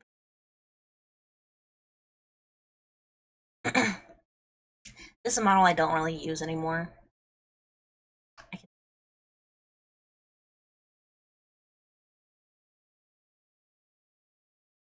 It's not my name with it is not like different. It's not Jupiter. It's still Hisui. But because the model design is so different, concept behind it was like I name all of my models different things, different planet stuff. And it's obviously very different, right? Like even my eye tracking is very, very different on this model. But like the lines are really big. Oh, what? There's like a little gray thing. I think I didn't clip something down correctly. But this is, I still wanted it to be like part of my lore because I actually really like this design. And let me show you. It has my favorite shoes. These shoes down here. I got them stacked up shoes with the little like lava lamp stuff in them. I really liked that. But yeah, this was like my second model ever. I don't know even if I have my first model on here. No, I don't. I don't even have my first model on here anymore. That's crazy. But essentially, in streams and all that, at some point, I want to make another model, another I'm gonna update this one as I think I mentioned that earlier. I'm gonna update some of the art on this one. And then I also want to make this ethod one, this one here, and then update probably the launch one. Yeah, Jupiter that I just showed you. I want to do those two again at some point to look more like this. That way I have more of like a story progression kind of feeling to them. But I really like this ethod one. It actually comes from, so my whole concept, oh my gosh, am I going deep lore here? My whole concept came from a manga idea that I had like 3 years ago, and only like started drawing maybe 2 years ago when I started planning like to be a VTuber. Oh man, next year's gonna be 2-year anniversary. um, and this story essentially came from me crash landing in a convention. Like, I even had my loading screens last year. I think it was last year. Might have been a little bit earlier. But when I initially started streaming as my spaceship in the convention center crashed in there, they had to like close the convention center because I couldn't the ship anymore. They didn't want to move it for me, so like I just lived there. But yeah, the first concept was just as a comic. This alien girl crashes on the planet during a convention, like the night before, and she crashes amongst the other exhibit pieces. So when people see her ship and see her come out of it, they expect, well, they're thinking like, oh, this is so cool. This is such a like cool exhibit. Like they made a giant ship look like it crashed through the building, and they have this like alien girl in cosplay. And that was like the original comic idea that I had. And it was so fun. It was very nice. And I essentially evolved my VTuber character out of that in a larger like lore concept and all of that. And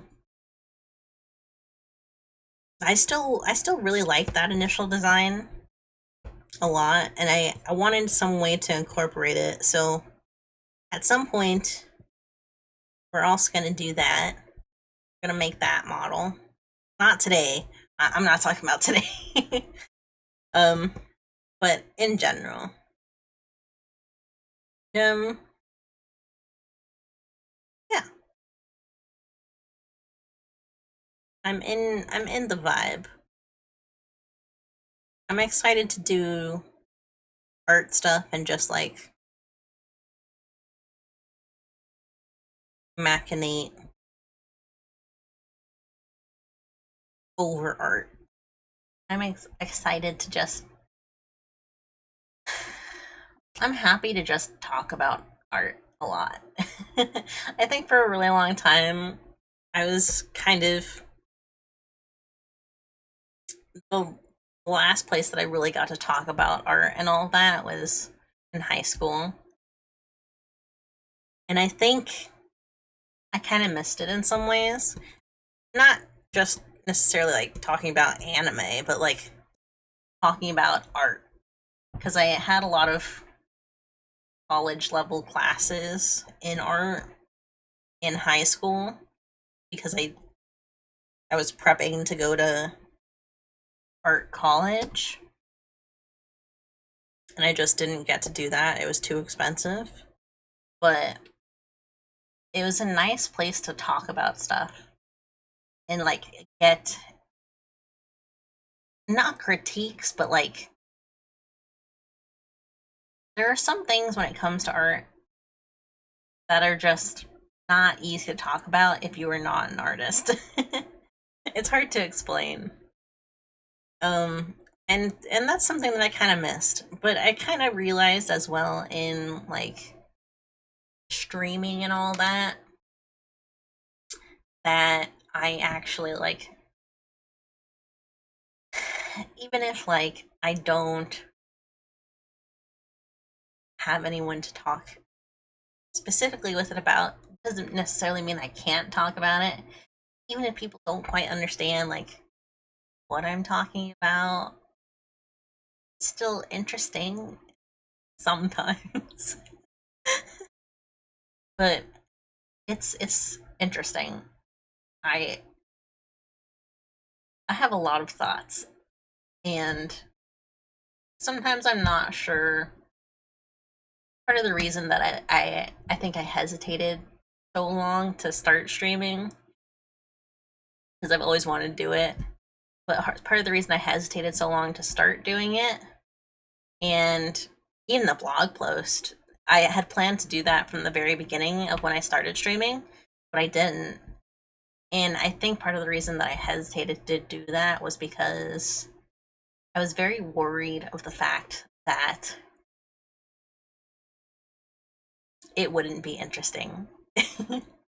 It's not interesting. I'm obviously babbling right now, but like it wouldn't be interesting for people if they didn't know anything about art to hear the things that I think about when it comes to art. Especially like when it comes to my favorite artists or things that I like about their art. It's very technical details. And even though I could explain it, I would be worried like, oh no, am I over explaining it? Does that make it boring? Like what's the line that I can't cross when it comes to this? And I've just kind of given up on that idea. I've given up on the idea that I should be worried about what I talk about if it's within my interests. I'm more open to like just sharing thoughts I have, even if it ends up sounding like babble like it does now. um, I think I'm done drawing. I can't. I have been. I started in. I don't even know now, but I've been doing 100 days of drawing. Actually, I'm on technically more than 100 days at this point because I've taken some needed breaks. I am not like overstressing myself, but I've otherwise been very consistent with it, and I'm at day 96. Like, I just saved this one, day 96 today. So we're almost done with it. But I think it's kind of burned out my brain. I'm also done with work in October because I was doing Halloween work. And that probably also burned out my brain. Um, yeah, that's where I'm sitting. I am done drawing today, but I still want to stream. I still want to hang out. So I'm gonna switch to a game. I will put out some choices. What I have. I'm gonna mute for a second so I can rearrange my desk.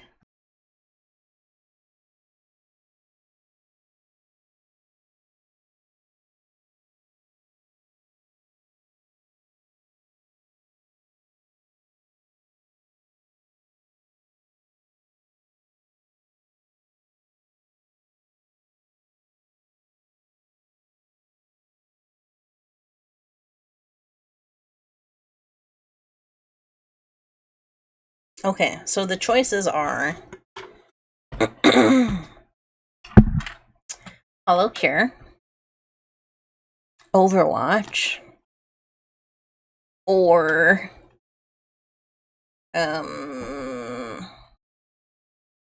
Genshin, I guess, or Papa's Freezeria. I have those. If we did Overwatch, I definitely wouldn't be playing competitively. Trust me. I'm not. I'm not big on Overwatch competitive. Um, most of the time when I play Overwatch, I'm just playing for fun. I'm like super chill about it. I'm trying to adjust my mic to the right volume. um, overall, um, I expect it just to be chill gaming. Let's see. Let me change the stream stuff.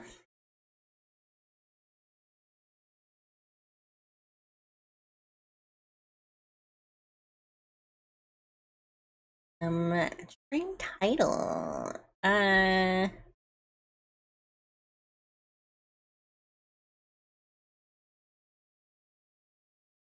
What next? And I'll switch us to chatting.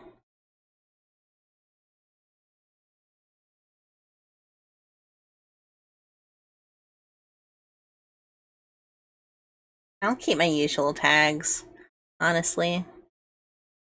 I don't really need to change them.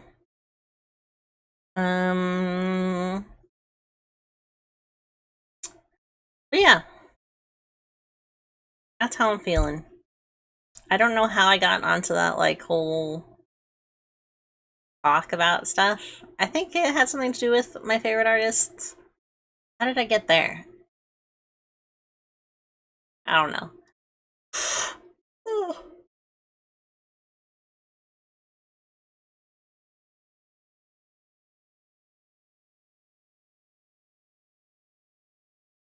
Overall, I've been considering a lot streaming wise. I'll be honest, I've been talking to a management consultant. That's part of the reason actually that I am at the stream times that I am. 2 p.m. Eastern time, 11 a.m. Pacific time. Because I needed to stream longer. I needed more time to like do stuff. And this kind of gives me that. This time slot. I'm using my old streaming days slightly slightly changed. I used to stream Tuesday, Wednesday, Thursday. Now I'm streaming Sunday, Tuesday, Wednesday.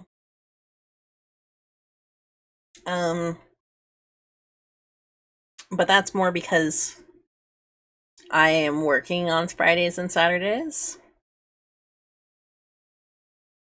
And I like streaming during the week.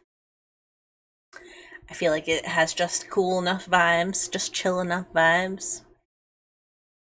Oh my god. Wait, it's 4 o'clock? How are we only. Oh no, that makes sense. I was gonna say, how is it already 4 o'clock if we're only 2 hours in? But you know, after streaming 2 hours from 2 o'clock, that makes sense. Alright. I'm going to do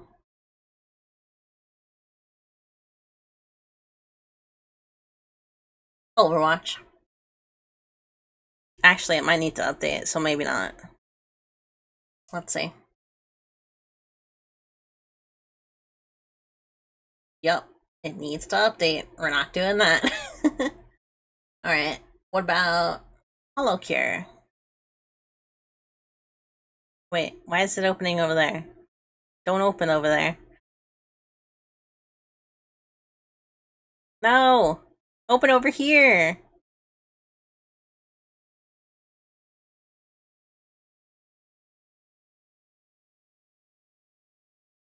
Hold on. I got this.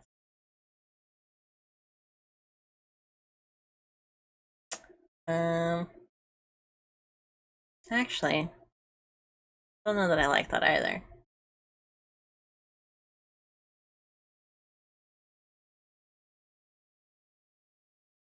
Hmm. I don't know. Maybe we'll just chat.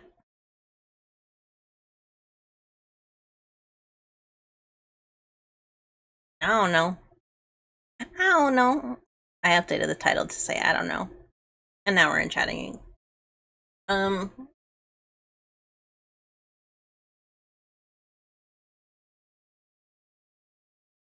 I have been thinking about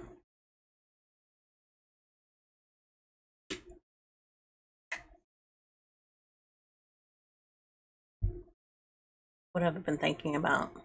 What have I been doing lately? I have been drawing, obviously. I've been writing blog posts. I've been working. I've been watching anime. I've been watching Buffy. I watched that season one. Oh, we also watched probably the scariest episode, the Hush episode, where everyone's voices disappear, which was not as scary as I remembered it being. I was really surprised in watching that episode that I was like not the main villain was still pretty scary. Like he was kind of eerie, but there was something that I remembered about it that wasn't there. I remembered the show or the episode being in black and white, and that just wasn't the case when we actually watched the episode. Um, no, don't do that. Um, it's an episode where essentially these guys, these bad guys called like the gentlemen or something like that, come into town and they steal everyone's voice in the middle of the night so that they can the next day, the next night, go through and take hurts from people in their sleep without them screaming, which is terrifying.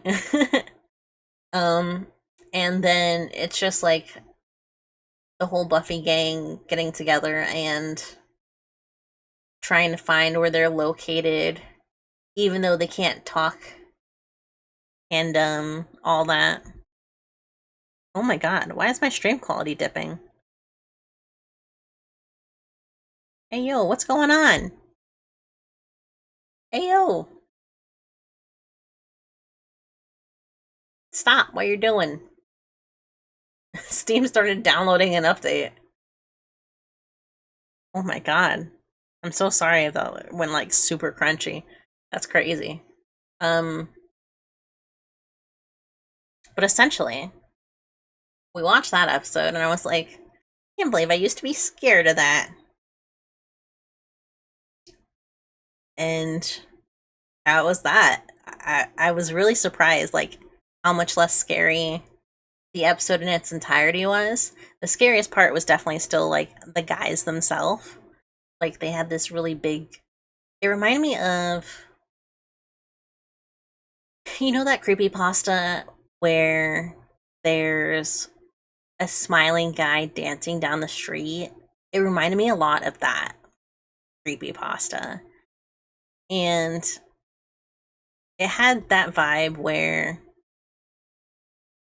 they they knew what they were doing and like they were happy with what they were doing. They like were so clean cut and like happy with themselves that it made it creepy, you know? Um and I think that was probably the scariest part of that episode.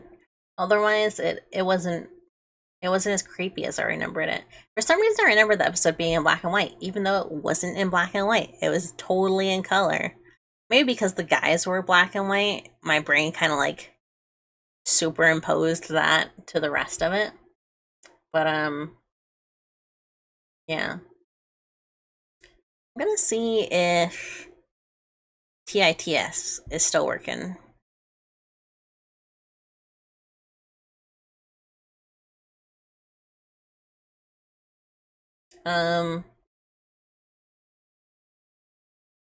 Whoa. Just open a bunch of stuff on my computer. Okay. What was that? Whoa, whoa, whoa. What was that? The site.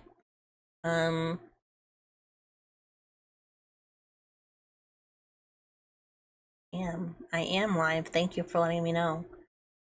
Oh, my bitrate took a real dip, didn't it? Huh.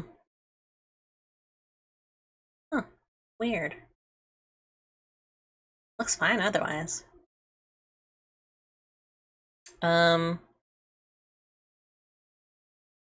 gonna see if TITS will work. It should. Oh, you can see it on the screen.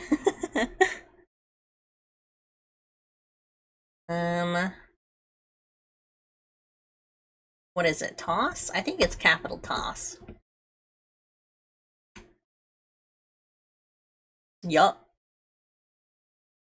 And this one? Nope, because my chatting screen's different now.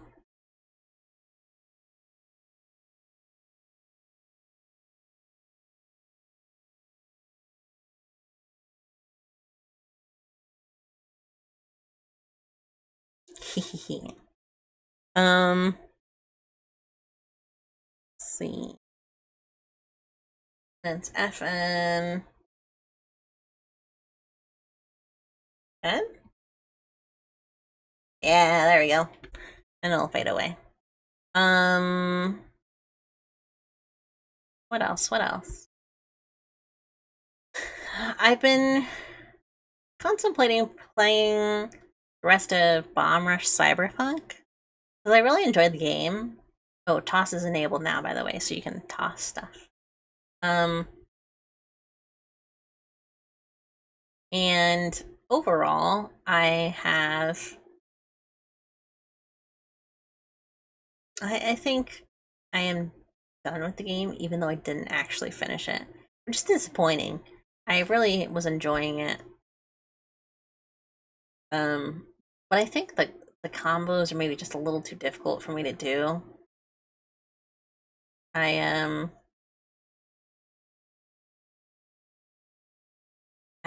It takes me forever to get through the combo battles at times. And I just don't know how I will progress to the end of the game. I'm pretty sure I'm close to the end of it. If not, then like I think I am done with it. But I've been playing a lot more chill games lately. Like I wouldn't say Hollow Cure is super chill, but it's like when I get the right combination of weapons and stuff like that, it can be very chill. Aside from that, I'm playing Sticky Business. That's a very cute game.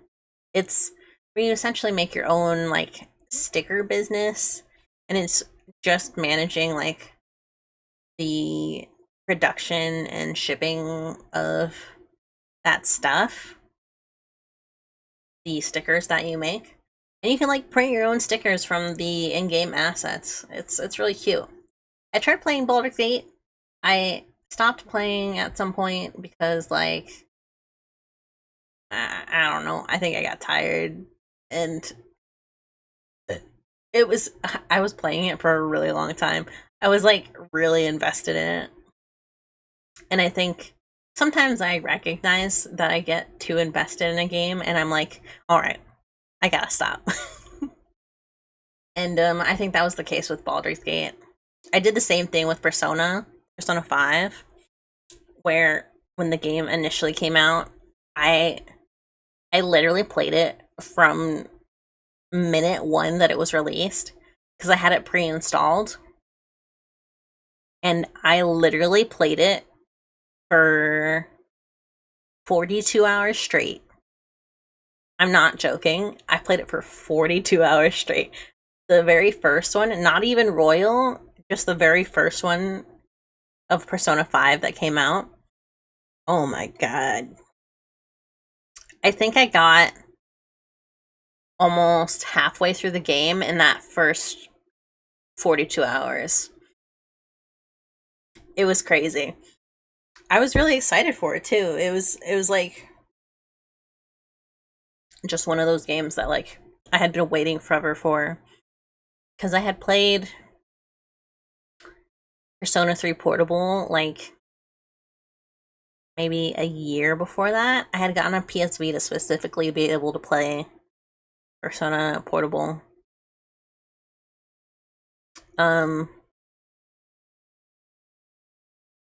And I finished Persona 3 Portable pretty fast as well. Not like super fast, not nearly as fast as I played Persona 5, but I recognized that I played Persona 5 so fast that like I got to the end, I got to what was very obviously the like last dungeon, and I stopped playing it. I literally did not continue. I saw that it was going to be the last dungeon and I was like, all right, I'm done. So I didn't know the ending of that one until I like saw other people get it. But then I got Persona 5 Royal because I was really hoping that Kasumi was a female protagonist. And she wasn't. I mean, like, at some point in the pre-order time, I knew that she wasn't, like, the next protagonist. But I still hoped, you know? But I was also I really liked the additional, like, mini game stuff. I like the character bonding stuff, especially. And that one, I did get through the dungeon that I didn't finish in the Persona 5 one. And then I got to I got to the last dungeon in Persona 5 Royal, and I haven't finished it. So it's just one of those things where sometimes I just like drop a game right at the end, what is very obviously the end, because I don't want to see the end of it. I don't want to be there. I don't want to know. I'm good with my memories as they are. So sometimes that is what happens with me. Um let's see. I am a demo person as well. I download a lot of demos. Like there was a point in time actually on streaming, when we were streaming, that I was playing demos as like a demo day kind of thing. We just like played a bunch of demos that were available for download. It was probably because it was like a Steam festival or something like that. And I would just play them like crazy. I still do. I have like 1, 2, 3, 4, 5, 6, 7, 8, 9, 10, 11, 12, 13, 14, 15, 16, 17, 18, 19, no, 20 demos installed on my computer right now. One of them I think is for a game that's out, actually. Goodbye Volcano High. That was one that a lot of people were excited for. And I saw that the demo was out, so I decided to get it. But I think the actual game is out now. So I might not actually just play the demo. I might just get the game if I like see more about it. But a lot of them are also horror games. I think I was gonna play some of these on stream. I think I did play some of the ones from this batch. There were more than the 20 that I already have installed. And we did play some of them on stream. I think I have a couple of them archived on YouTube. But it was something that I was doing for a really long time actually before streaming too, where I would just download a bunch of demos, play them, and then uninstall them. Like I wouldn't even like think about getting the full games. I just wanted to like see what kind of games were out there because I really like seeing different types of games and like exploring like what kind of gameplay there is. But I don't always like want to play through a full game of something, you know? Unless it's like really gonna fill up my time. Like I think the one game that I've played not only to completion but gotten multiple endings multiple times and like almost 100%ed, like getting all the achievements, getting all the secrets is Near Automata. That's probably the one game that I've done that with. And that was very hard to do. But it also like took up multiple months of my time. It was something that I actually like I was excited to see the ending for. Not to say like with Persona I didn't want to see the ending or something like that. But with Nier it was like the ending felt like part of the experience where if it didn't end, if I didn't see the ending, it would like never, even if I saw like the ending someone else got, if I didn't get the ending, I would never have like that same completed feeling with the game, you know? It's hard to explain. It's just the way my weird brain works sometimes. And I feel the opposite way about demos where sometimes all I need is to play a demo and that's it. Sometimes the exploration of like what a game wants to do, what a little like sweet bite-sized thing can do is all that I need. There is one game that I played a demo for that I was like, oh, I gotta make sure to get this game when it comes out. And that I think, let me see here. Um, it was an indie game. It was, I think, it was one where like I played the demo and immediately was like, oh my god, I gotta remember to get this game. I think it was Sticky Business actually. Because I remembered playing that demo because I had seen like videos of it on Twitter. And I thought to myself, wow, I really kind of liked that. I really kind of enjoyed that. Maybe I should get the full game. And so I did. Um, but I feel like there was another one I played the demo of. Really interested in.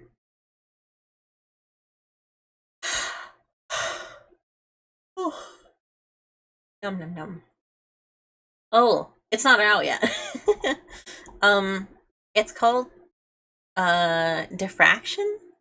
Is that it? Diffraction. When I say it out loud, it doesn't sound correctly, but thinking of the spelling, I think that's it. It's a visual novel. I've played it here on stream. Actually, I played the demo on stream, and the devs dropped in to watch me play that. It was really nice. Um, but I'm really excited for that. I supported like the Kickstarter and everything, and it's one of those ones where like I connected to it not only like personally but like emotionally. Emotionally there was something about the direction, the art direction and writing that like connected to me as a creator. There was something so nice, and it's hard to explain. It's that feeling you get when like you see something obviously made with a lot of care and interest in what's being made, and you're like, yeah, I get it. I get wanting to make something like this. I get that like there's a vision you have and you have to make it, and you're making it. I like that feeling when I'm playing games and stuff like that. That tends to be something that I don't always have when I'm playing demos. But when I do, it's for games like Diffraction. Um and I just it's interesting. I'm excited for Diffraction. I don't know that I'll be playing it on stream again. I might play it for YouTube or something like that. But overall, that's what I've been thinking game wise is I've actually been into a lot of visual novels lately. Lately, more like the last 7 or 8 years, I guess. I used to play a lot of mobile otome on which are like female oriented visual novels. On my phone. From like early high school to well, today. There's one that I really liked that got canceled a long time ago. Um, and even though they were just about to get to my favorite character, it's really obvious that they were like building to writing a route for this character, and then they canceled the game. I was so sad. But I've been playing a lot of otome as well because the Switch is getting so many of them, and I kind of realized that like I never played otome in the way that a lot of other people do. I found out that a lot of people either self-insert or are playing like to see the story with this specific character and like see how this character acts in this in the various routes and all of that. And I don't do it for that reason. I don't play them for that reason. I literally just play them because I like how much time they take and the variety of ways in which they convey the story between like different routes, certain character traits, pretty much all of that stuff. And there's something very fun in that to me. I suppose that's also why I like playing games like Overwatch or like Splatoon, where I can just spend time playing things a variety of ways and still get different experiences each time I play it, even though it's just like an FPS. um, yeah, yeah, that's how I have been feeling about video games. I've also been playing Dressup games, obviously. I draw myself in various outfits from time to time. You've seen that. I I like to check out Dressup games because sometimes I like to draw based off of references. And I said earlier, I have like a secret interest in fashion. Um, I got Fashion Dreamer. Oh, I did talk about this earlier. I remember saying that. But I don't know how good that game's gonna be. Everyone's really excited for it, but watching some of the gameplay has got me worried now because it looks like pre-made assets that you can't change beyond a certain aspect. Like like the fashion in Animal Crossing. Like you can maybe draw on top of pre-made patterns, but most of the stuff is like set to look a certain way. So I don't know. We'll see. I'm definitely gonna draw myself in some of the outfits that I end up making with the game because that game cost me $50. So I'm gonna use it. I'm gonna play it for as long as I can. Even if it ends up being just like a Animal Crossing situation or something like that. Not to say that the Animal Crossing ones were bad. They definitely led to some like creative outfit stuff. I remember someone making a Fate Grand Order shooting doji, like yukata, and that was really interesting. There was also like a Gilgamesh one, also from the Fate series. Oh, sorry. I think about Fate a lot. The way Fate works sometimes fascinates me. It's not like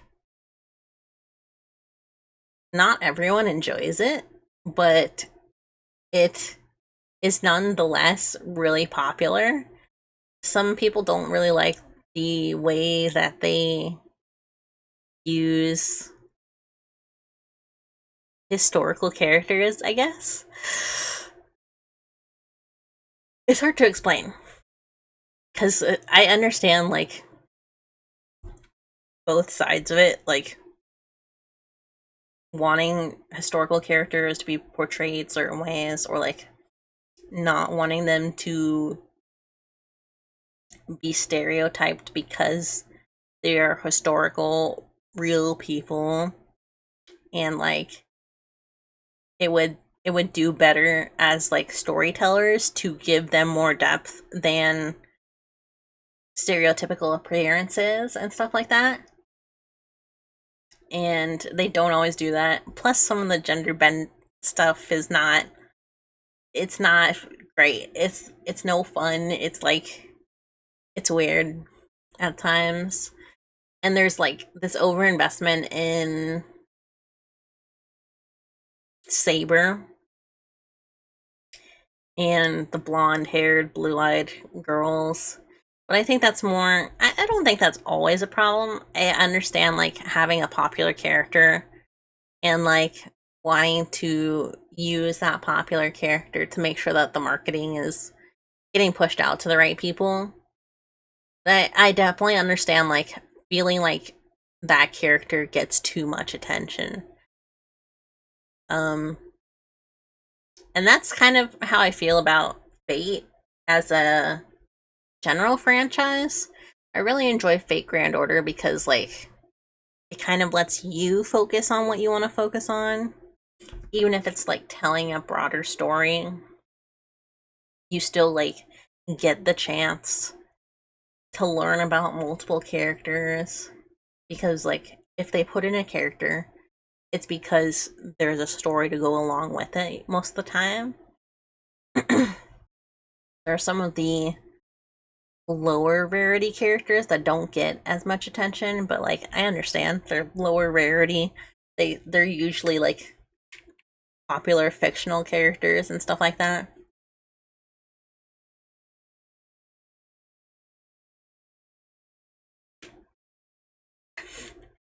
So I understand that kind of feeling. But yeah, overall, I have a lot of thoughts when it comes to Fate. Not all of them are negative, not all of them are positive. But I feel like the way people are interested in it varies from person to person. The reason that they got interested, like they could have liked one of the visual novel games, they could have liked one of the MOBA games. MOBA? No, I'm thinking the mob games. They're like hack and slash games almost. Like the Fate Encore anime is based off of one of them, and they're remaking that one. I can't actually remember what it's called for whatever reason. But I think it's interesting how long Fate has been around and kind of how long La Senga is that the no, that's the company that's developing the game. What is it? I can't even remember like what the official company's name is. Because it's not Fate. It's something else. Because they made a Tsukihime and something else. Uh, Garden of Sinners. I think that's a different property. I can't remember. But it's obvious that like there's more to them than Fate. But it's interesting how Fate has sort of always been able to draw people's interest. Especially as someone who like likes historical stuff, I find it really interesting the way that Fate portrays them sort of in a relatable sense. Like not always relatable, but there's a lot of characters that feel real, but when you're like hearing stories about historical characters or historical people, you're like, that person is obviously two-dimensional or one-dimensional. They have no personality aside from the actions that they took. But like there's something about the way the game adds to that and like makes its own story and interprets the historical records to make sort of its own character that is really interesting to me. And something that I think is fun to do in a general sense, not necessarily with historical characters. But like it's part of the reason that I also like fan art so much, I guess. Or like fan fiction. I don't actually read a whole lot of fan fiction, but some fan art is like fan fiction, you know? It has like its own headcanons and stuff like that. And that's something that I really enjoy is where like people are willing to take the time to reinterpret or like more deeply interpret something in a canon or um official telling of whatever and take that information and like do their own thing with it essentially. They're willing to take the time to like understand what what they're what they're seeing, what they're sort of doing, and that's kind of fun to me. I think that's why I like a lot of Niji Sanji fan artists is because not all of their jokes in fan art are based on things that actually happen in stream. Some of them are like just on the fact that three people have a very similar outfit, or these two people have really great collab chemistry. They collaborate a lot and they have all sorts of fun. And there's something very fun about the way the stream jokes or stories take on their own life when a fan artist like decides to take an extra step and just like draw a little scene, you know? I think that's very fun. Um that's something I used to like about oh, Ruby by Rooster Teeth. I was very deep in that fandom for a while when I was younger. Um and something I really enjoyed about the way that people in that fandom did fan art is everyone had like things that they could just like do, you know, like if you shipped Weiss and Nora, like sure, It said how Rooster Teeth ruined what they built. Yeah, it's not even like fully their own fault. Like, I think being bought by Full Screen really changed a lot of the dynamic of how they decided to continue with productions and stuff like that. Like, this whole thing with Ruby needing the next season to be greenlit still is so surprising to me, because I would think if it was like 4 or 5 years ago, I would think that like is a no-brainer. But for whatever reason, it's not greenlit yet. And it just makes me sad. Like, I feel like a lot of the Rooster Teeth animation department kind of started falling apart after the Full Screen thing, and then also like a whole bunch of their own like internal problems. And that was like sad to see in general, especially for like a team that was very obviously working on something like Ruby that is so obviously sentimental, in addition to being like an original production, you know? So, and then there's like the whole other departments of Rooster Teeth and everything that happened there. I don't want to talk about that though. But I really enjoyed the way that a lot of Rooster Teeth animation stuff worked in regards to the community interactions.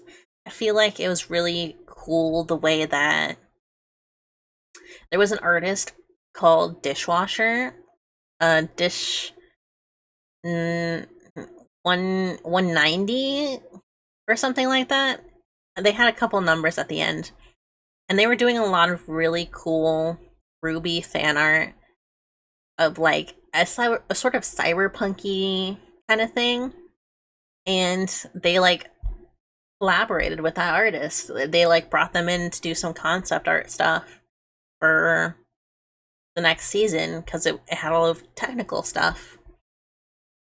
And I thought that was really cool.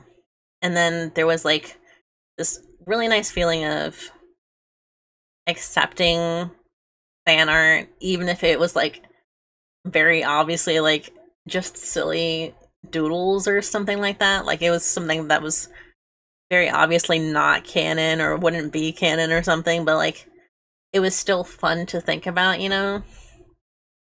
That's something I really enjoyed about the fandom, even in all its like weird, like nitpicky or even anti like thoughts at times. Fan art was always like fun. That's how I feel about that. Is like, in general, fan art tends to be like from people who just like drawing the characters together. Like, even if they're not, even not in a romantic sense, they just like drawing the characters having a good time, you know? That's how I feel about fan art sometimes, is like, I just want to see these two characters hanging out. And that's how I felt about some of the Ruby fan art, was like, people just want to see these characters a bit more than they normally do. And that's how I feel like a lot of, I don't mean to like compare the fandoms because they're not at all similar, but that's how I feel about a lot of Niji Sanji fan art, is that a lot of the time they're drawing the characters, not the streamers. They're taking these very cool characters that they see and drawing them hanging out together and like doing fun stuff, or like in this cool illustration to celebrate a new outfit or something like that. And I really like that.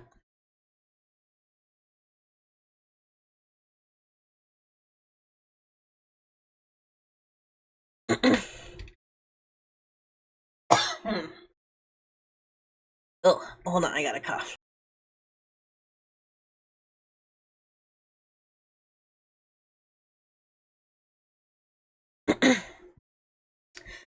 But yeah, it's kind of sad how Rooster Teeth ended up going, especially in the last what yearish or so. It feels like I wouldn't say being bought by Full Screen was a bad thing because they obviously like got funding that they really needed to continue doing things. But there was also like obviously a change that led a lot of people who are really happy there to not be as happy. And that was kind of sad. But yeah. Hold on. I gotta ears are sweaty from my headphones.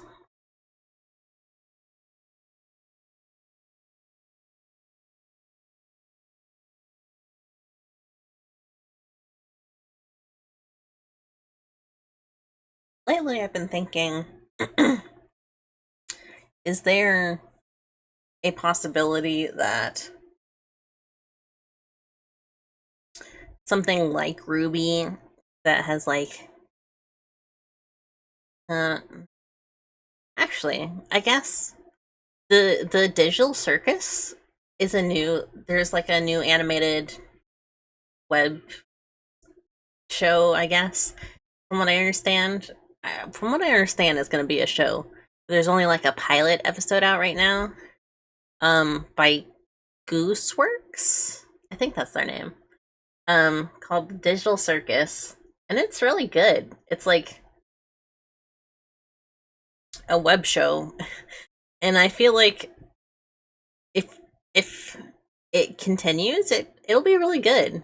I was gonna say that I feel like if another show like Ruby was ever gonna happen, like another really good production that kind of like has a decent idea of how it's gonna go, for it to be done today, like could it work if it was done by like just an indie studio, like not a greater studio that's trying to like do multiple things, but just like an animation studio. But I feel like that's kind of happened. Not necessarily with like Hell of a Boss, which I haven't really enjoyed so far. I saw that pilot episode. I wasn't too crazy about it. It was okay. Not really my vibe, but I definitely see where the vibe is. Um, but like Digital Circus was pretty interesting. I thought it was like just funny enough, but also like kind of spooky. I like when things are just a little bit spooky. Um, that it can go pretty far, I think. I'm trying to think of if there's maybe like another web series that I feel similarly could like handle being like decently high production, but also like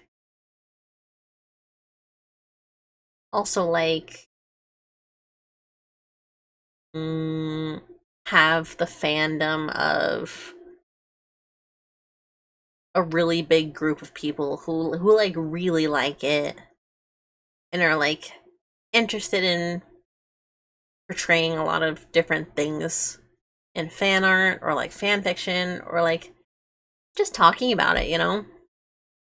I feel like fandoms have really kind of it, not died, but like scattered a lot since the Twitter apocalypse started. And like after people left Tumblr, a lot of them just went to Twitter, which was kind of nice. It was like a one stop shop for whatever you're kind of looking for at that point. But since the Twitter apocalypse and people have like scattered to the wind, it's been harder, I think, for a lot of stuff to find somewhere to sort of cultivate interest, I guess. Because that's how I feel about a lot of like streamers and stuff like that. A lot of people are not sure where to post their stuff to get interest in it, even though like there's 5 different platforms for them to do stuff on, you know? They just like don't know which one will really get them the audience that they want. So it ends up leading to them doing like 5 different videos all on the same topic on different platforms because the way they present that topic has to be different on each platform, otherwise it doesn't reach an audience. And I think that's similarly hurt general productions. When I saw that One Piece live action was actually like popular, I was so happy. I was like, oh no, where are they gonna be? Where are people gonna gush about this? And it kind of got its time on Twitter, which was nice. But I've seen a lot of actually fan art of it on Tumblr as well, which has been very, very nice. A lot of people making jokes about it or like talking about like the things that they enjoyed from it, making the usual gift sets and stuff like that. I think that's the one thing that Tumblr has that like most other sites just can't get or can't capture the same way, is the way people, the various ways in which people engage with things that they enjoy. Being able to write something about it, being able to make pictures or make GIFs of it, being able to like link to a bunch of stuff related to it, or like interviews or videos or stuff like that. Tumblr has like a really good grasp on that part of it. And I feel like if other sites could do that even in a fraction of the same way, then like maybe fandoms would work really well there. Like I hear anime a lot. I see it in like all sorts of Google image links, but I have no idea like how that works. I hear anime is really good, but I don't like I don't understand it. I can't tell if it's like journal blogging in the way that Tumblr kind of is, or if it's like Reddit blogging, you know?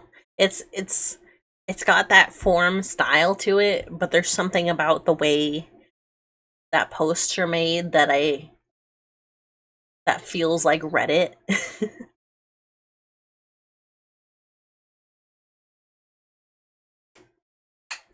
But I know there's some big fandoms on there.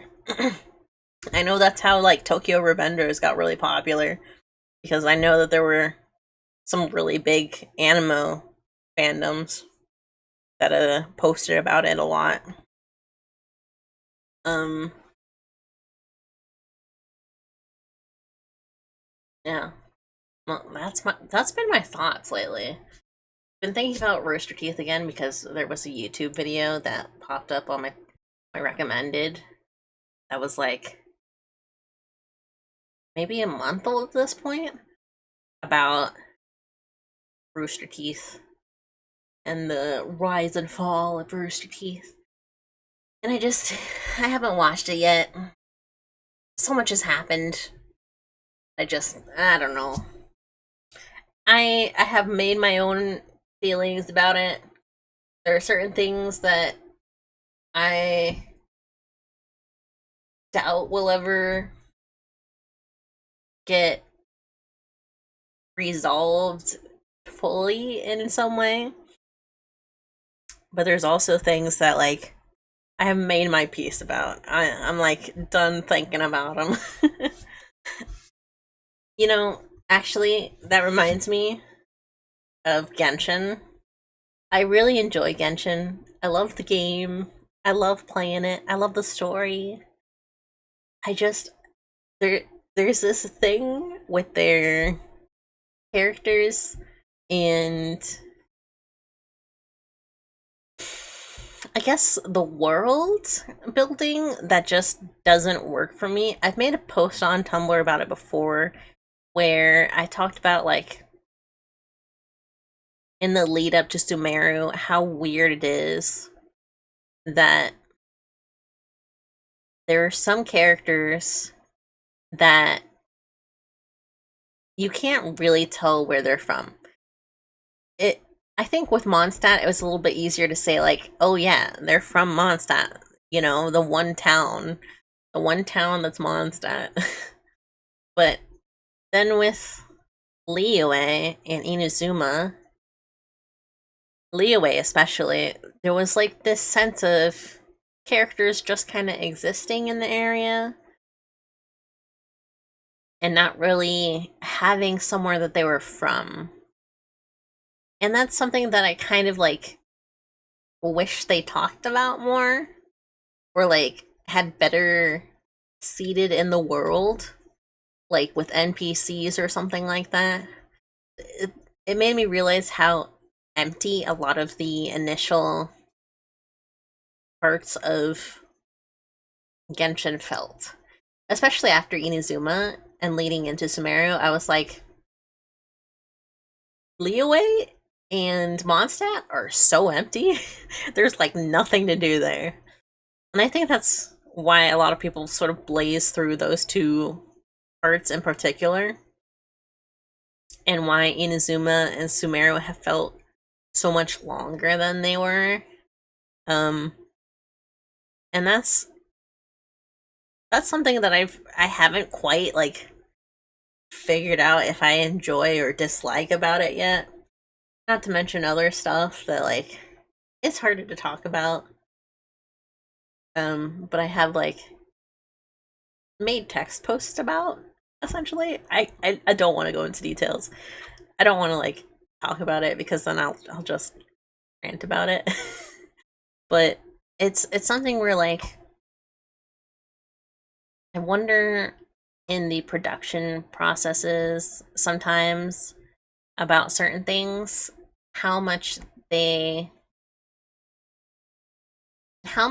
is like from point A to B to Z, and how much of it is from point A to B to C to D to E to F, and etc., until the end. Like, how much of it is really thought through from beginning to end, and how much of it is just inserted in there, hoping that it'll add some padding before, like, things get done, you know?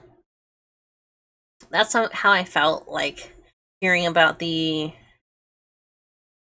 Justice League Ruby crossover, which I heard is pretty good. I just don't care about Justice League. I don't. It doesn't interest me. You know, I would much rather just like have Team Ruby by themselves. But I hear it's pretty good, and it had some great Blake Yang stuff. And then I think about stuff like that where like something gets inserted for time or due to other production reasons. And even in like anime, like the Jujutsu Kaisen movie, I wonder how much of that was like planned production and how much of that was like, oh, we're in it. We got something popular. We gotta make this now. And that kind of thing. I am also feeling that for Spy Family. They announced that movie, and I realized that even though there's like a picture of a yacht or something in it, it's not the yacht that's in the manga. It's like an original story, but it's like got similar aspects to what's in the manga. I don't know. It felt like one of those things where like people saw the popular production and were like, all right, we need something else now. We need the time to get something in here while it's popular. And I feel like a lot of really popular productions get put down by that kind of thing, especially when they're like leaning towards a really big climax in their story, whether it's the main story or a side story. Somehow inserting like a popular or like a high production thing in the middle of this popular production, even though this high production thing doesn't have anything to do with it, it feels like too much because they have to take the time not only for the main production, but now this other production, and then there's like no time to readjust when they continue the main production to like work in everything that happened, but ends up like being a standalone movie or something like that, and it just feels superfluous, so to say. And that's something that I've noticed a lot recently, not just in like anime, but in like video games or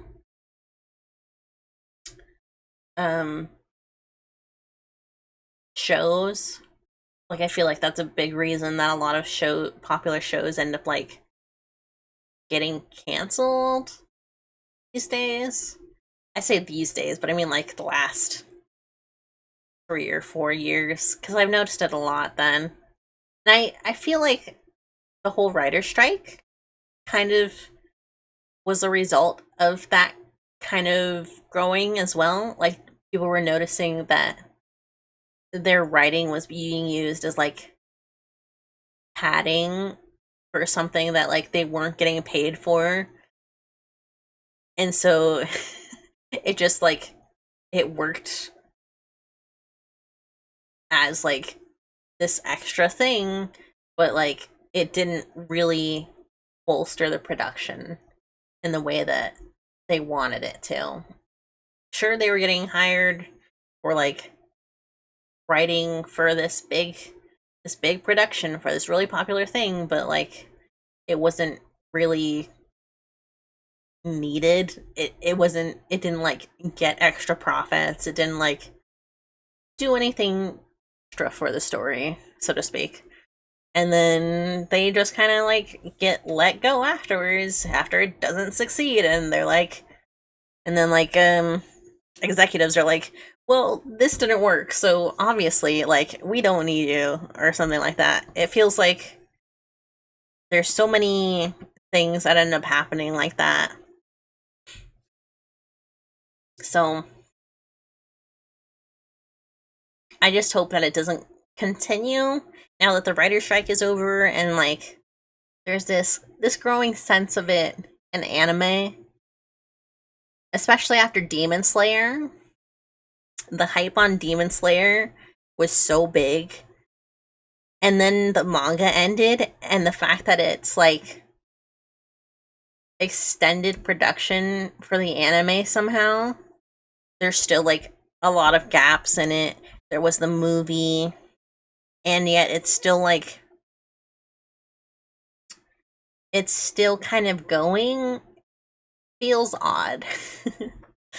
I guess because I've read the ending, so like I'm not too worried about like continuing the anime, but it feels like one of those things post Demon Slayer where it was really popular. It showed Shonen Jump that they could do shorter series and like still get a lot of money out of it, I guess.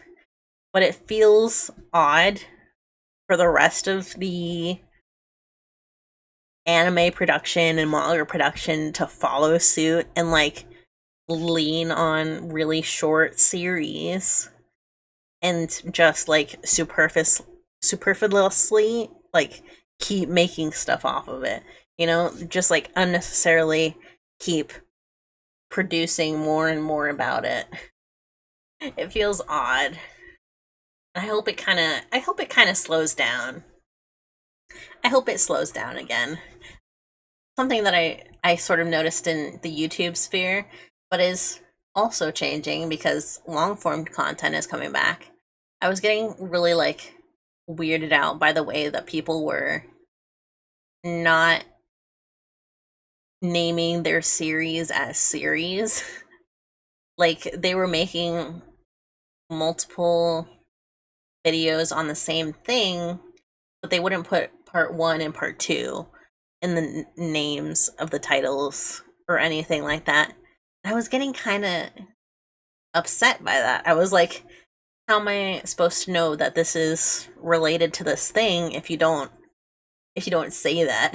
Like, how am I supposed to figure that out? You just want me to watch every single video you have until I see it? That's not gonna happen. I have only so much time in the day.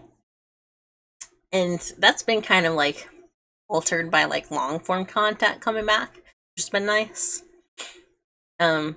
Like, people are more willing to like not separate out series and just like do one long one or like a couple of long ones and say that they're related, say that they're part 1 and part 2, because then they get the watch time on them and the videos like suggest them one after another, which has been nice.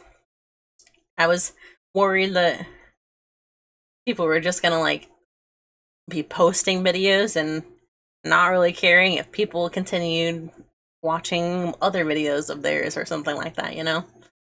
But it's been better about it. So that's nice.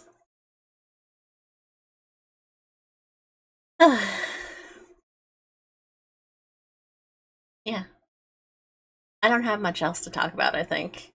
I feel like I have a lot to talk about, but like I don't know where to start or end. I don't know how long. I don't know. My brain is slowing down. It's definitely slowing down. It's also been a while since I've eaten. What time is it? It's 5.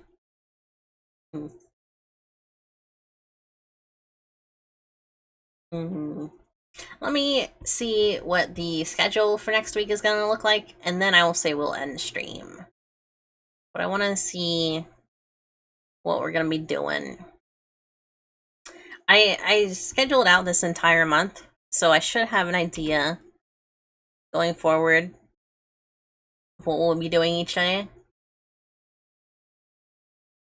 Streaming Sundays, Tuesdays, and Wednesdays. Blog posts on Mondays. Next week, starting on the 5th, November 5th, I'm gonna draw the anime blog. And then, oh, I already did this one. I think I might change up some of what we draw because that Dressup game's coming out. We'll probably do that.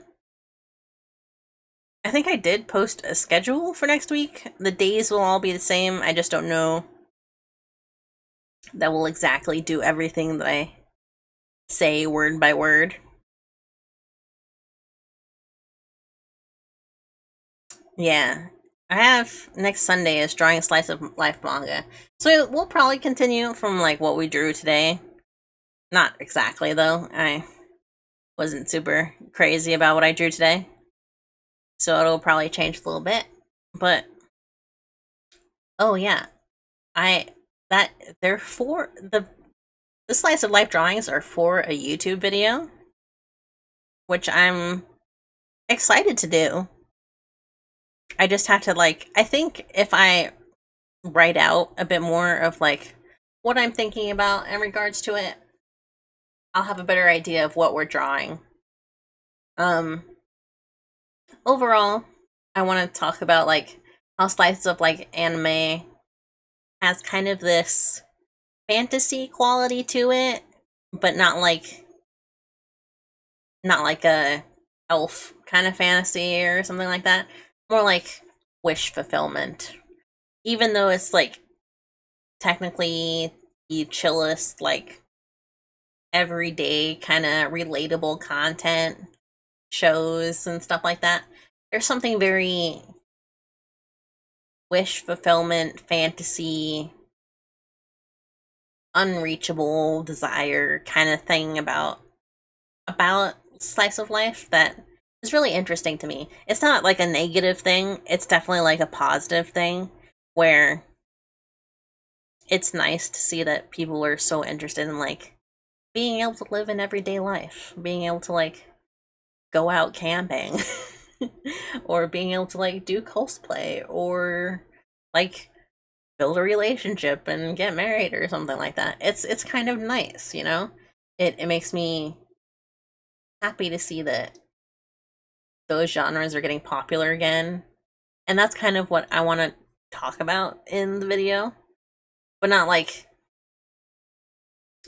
it's not like a weird like I'm so glad people are like having fantasies about getting married again or something like that. It's more like I'm happy that people are taking an interest in happiness. I'm happy people have interest in hobbies, happiness, and are just like they just want to hang. People are like so interested in contact again. I suppose it's like a result of like COVID as well, where like quarantine kind of separated people. It kind of made people realize like, yeah, I do all this work all the time, but like I don't just want to work for the rest of my life. You know, I want to hang out with my friends or like make a costume or like learn how to draw, stuff like that. And I think that's very nice. I think that's very cool.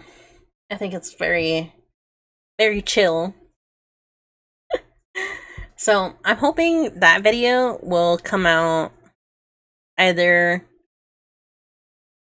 next week or the week after. I know I just said that I haven't written anything for it, but I've written like a very rough outline, and I didn't just like off the top of my head think that. I was trying to explain like what I have written without like looking directly at it. But yeah, overall, I'm looking forward to these next couple months, especially since like I've been trying to plan ahead for not just streams but blog posts and YouTube videos and just in general like what what's going to happen, you know? I'm hoping that it gives me a bit of time to like organize my thoughts and get better at this part of it, you know? People here in the chat, people on YouTube, people in like TikTok comments or whatever, getting the chance to like actually talk and hear what I'm all about. Because I forgot this sort of when I started streaming, that part of the reason streaming draws people's attention is because of the person streaming. I literally forgot that I, as a person, am a factor in people watching the stream. And I think it's partially because I was playing a lot of games and drawing at the time, so I was like, oh, these two things are things that people have interest in. This will keep people here. And then I forgot that I was the person playing the game and doing the drawing. And it just it sort of messed with my my flow for a while. So getting back into it, I'm hoping that having things scheduled, having an idea of what we're doing, and all that will give me a chance to get better at talking on stream like we did today. I talked for almost 2 hours. How about that, huh? I don't think I've done that yet. I don't think I've just hung out and chatted. I think I've done it briefly, but not like to this degree, which is nice. I enjoyed just getting a bunch of thoughts out of my brain.